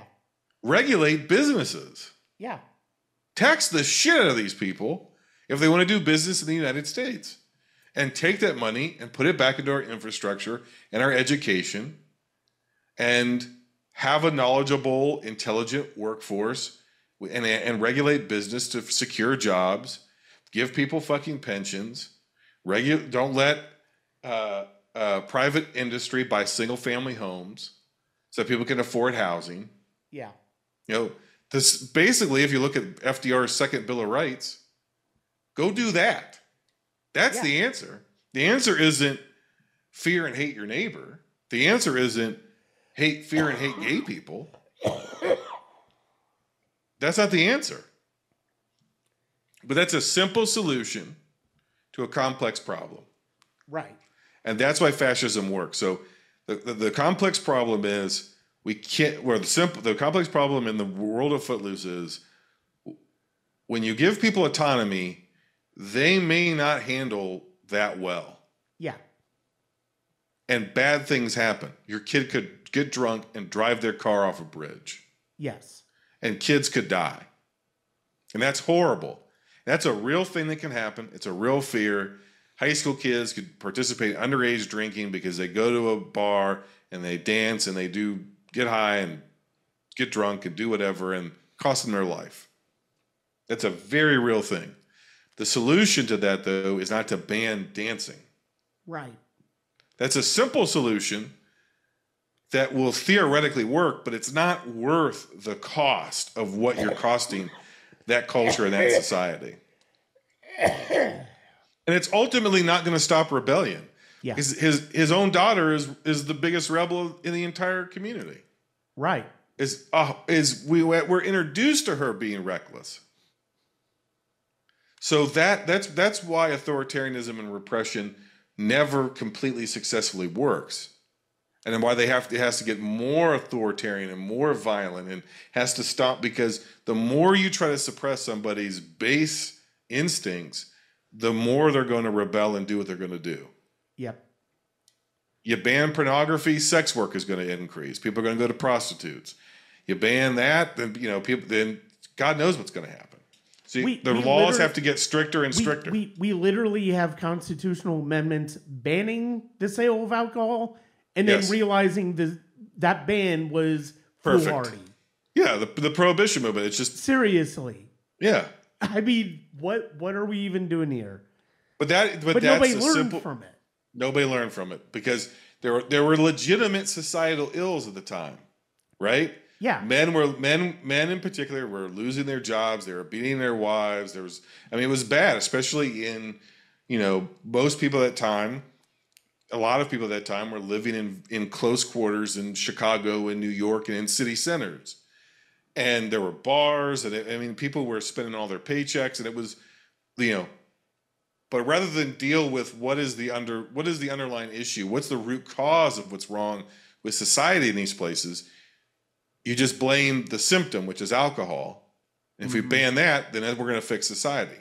So there were real social ills, which is why the suffragettes, a lot of them were also the leaders of the prohibition movement, because they saw it as a woman's rights issue. Yeah. Because women weren't even allowed to go into bars and drink unless they were accompanied by a man. And so it was really a men's issue. The issue was, of course, misogyny and, all this sort of stuff. And so it was a domestic violence problem and a women's rights problem, not an alcohol problem. Right. But you try to legislate it, and you got to go for the simplest answer, right? Mm-hmm. So we say, well, immigration is a problem. It is a problem. It's also a problem to have slave labor out there getting our lettuce and strawberries for us, but we don't want to deal with that. No. That's another thing that the left honestly doesn't even really want to deal with. No, I think that's true. I think that's accurate. Is that we want humane immigration, but we also want cheap fucking lettuce. Yeah. Just like we want cheap clothes. Well, some child slave is making the clothes that I'm wearing right now. Yeah. Like that's cognitive load. We don't want to reckon with that. So we want simple solutions. We either don't want to think about it, or we want some strong man who says, only I can fix it. I've got all the answers. I'm God's anointed. God's with me. And if you're with me, I'm the good guy. If you're with me, you're a good guy. And we're on the right side of history, and everybody else is evil. Don't you worry your pretty little head. I'll take care of everything. Right. That's what we want. Yeah. And that is what, quite literally, John Lithgow's character represents this movie. Yeah. No, you're absolutely right. And I got one last point about Footloose, then we can get off of here. Yeah, that's fine. I think the big thing about the one thing I would emphasize about this movie too is that you're mentioning resistance. It's that Kevin Bacon's resistance is not like political. No. He does speak at a town council meeting or whatever, but which is political. But he doesn't stage a sit-in. He doesn't get the kids protesting at the school, right? He kind of finds a way to sort of work within the system. Yeah. Cheat the system to do what he's going to do. Mm-hmm. He doesn't try to take over the government. He simply wins through cultural resistance. Right. And you're talking about art, and we're talking about Rossellini making a film despite the fact that it was technically illegal to make movies at that time in Italy. And I have to say there isn't a cost to cultural resistance.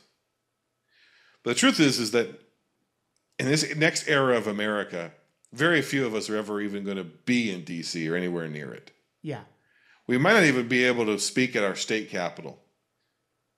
We might not even be able to speak at our town council meeting. Yeah.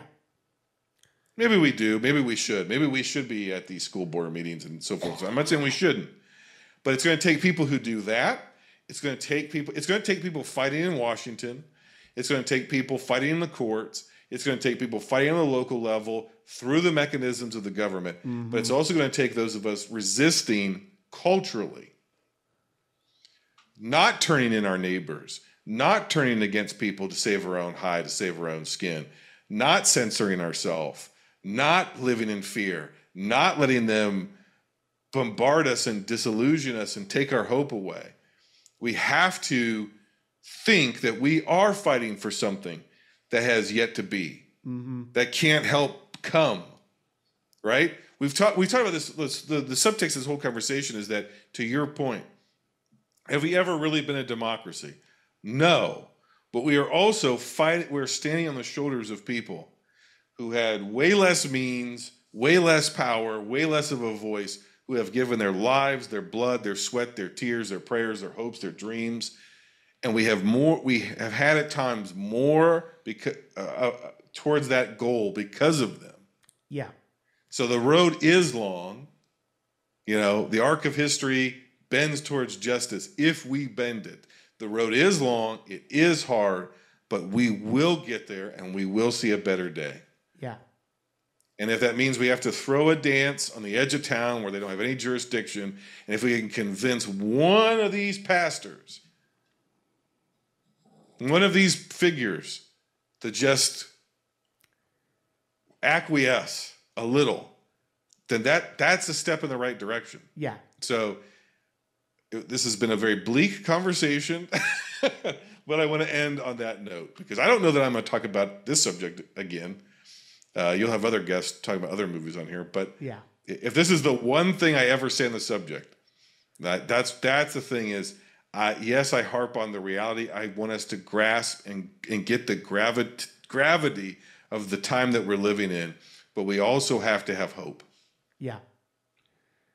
No, I couldn't say it better myself. And I mean, no, it all comes down to figure out how your voice is best utilized in this moment and utilize it. It is very easy to dive into despair. But especially people like myself, people like Jason, people like a bunch of other people that we know, they have a voice. They have a platform. Tiny. And but the thing is, it is a platform. It is. And if we can use it that's part of why I wanted to have this conversation.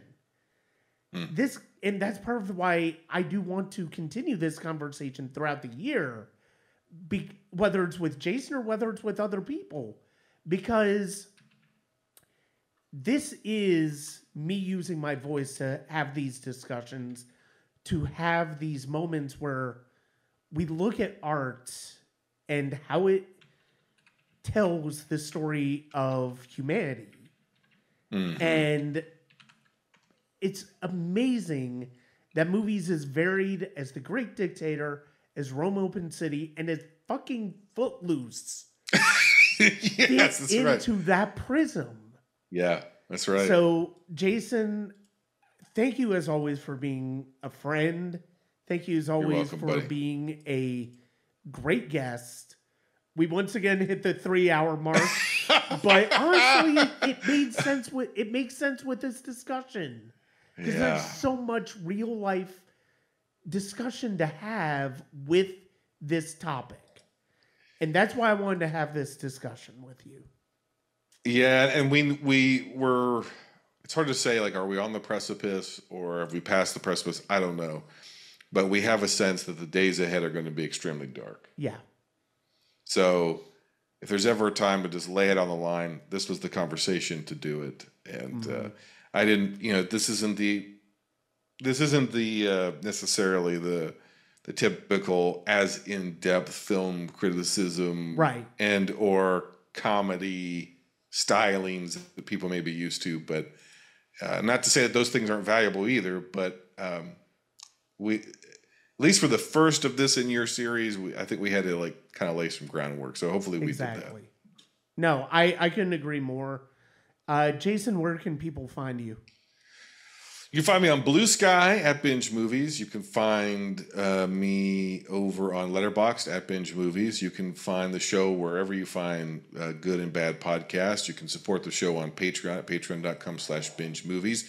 It's now entitled Videoland. I'm going to be doing bi-monthly series where I have guests on picking movies out of our section of the Binge Movies video store. Different sections, the action section, the horror section, the video nasties, Albert Pune, anything in between, ninja movies,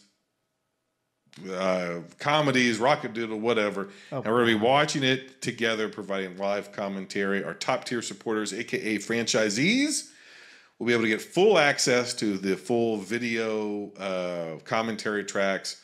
Our video clerks, those who choose to support us in a way like by giving us their lowly paid labor, which is our middle tier, they will be able to watch kind of like the best of version of it. And then at our lowest tier, which is our video club members, you will get instant reactions, which are I go see new releases, I react to them instantaneously. You'll get to them even more instantaneously in extended cuts. We're getting spoilers and whatnot for the latest releases. So yeah, lots of variety over there. Video Land is just getting up and running. I'm excited about it. It's one of the reasons why I changed kind of the perspective of what I was doing on Patreon very briefly is just what can I, even through the lens of video, talking about movies and the video store era and all that stuff, what can I offer people in this time? And part of that, I think, is like connection and community, and to some degree, a level of escapism and relief, I guess, and just trying to create that environment of friendly conversation. I mean, what's better than just to sit down with somebody else who loves the movies and watch the movie together and blab over top of it? Yeah, you know. Exactly. So to be able to offer that with filmmakers, film critics, film fanatics, and friends who are out there, and hopefully more people that we'll get to know during this time, and be able to have people be able to watch that on demand or listen to it on demand, I think is going to be really fun. And so I don't know what the fuck I'm doing with that in terms of how to put it together, because it's completely different than what binge movies is. But the heart and soul, the fun of it is going to be the same. And so bear with me as I figure that out. It might suck for a little while, but give me your money anyways. And you can, and I don't know if it's available for all patrons. Jason and I actually did a really great review episode, I guess you could say, of a draft of Frozen Empire, Ghostbusters Frozen Empire they did. Oh, yeah, thank you, man. I re-listened to it, and I listened to it because of that, and it was, I really love that discussion, because we had such a, we talked about from a critical standpoint, we talked about from a Ghostbusters standpoint, we talked about from just a filmmaking standpoint as well, and I really got so much out of that discussion. I get so much out of any discussion I have with you. So thanks, dude, man. You are always welcome on Sonic Cinema, and I will definitely will look forward to the next discussion we have. Oh, yeah. Thank you, man. Thank you so much for having me. Thank you to your very patient listeners who sat through all 4 hours of this. I know, right? Yeah. Thank you so much to everybody who listened. Again, thank you, Jason. That's going to do it for this episode of the Sonic Cinema Podcast. Like I said, I hope this is going to be the first of a larger discussion throughout 2025 and beyond, and with other guests or with Jason returning, and we talk about different movies. There's a lot of different types of angles you can touch this subject from, and I'm looking forward to discussing a lot of them. That's going to be it for this episode. We've got episode on the Oscars coming up, as well as the Renegade Film Festival. I've got some anniversary episodes coming up, and much more. You can find that at patreon.com/Sonic Cinema, wherever you listen to Sonic Cinema podcast, but more importantly, www.sonic-cinema.com. Thank you very much.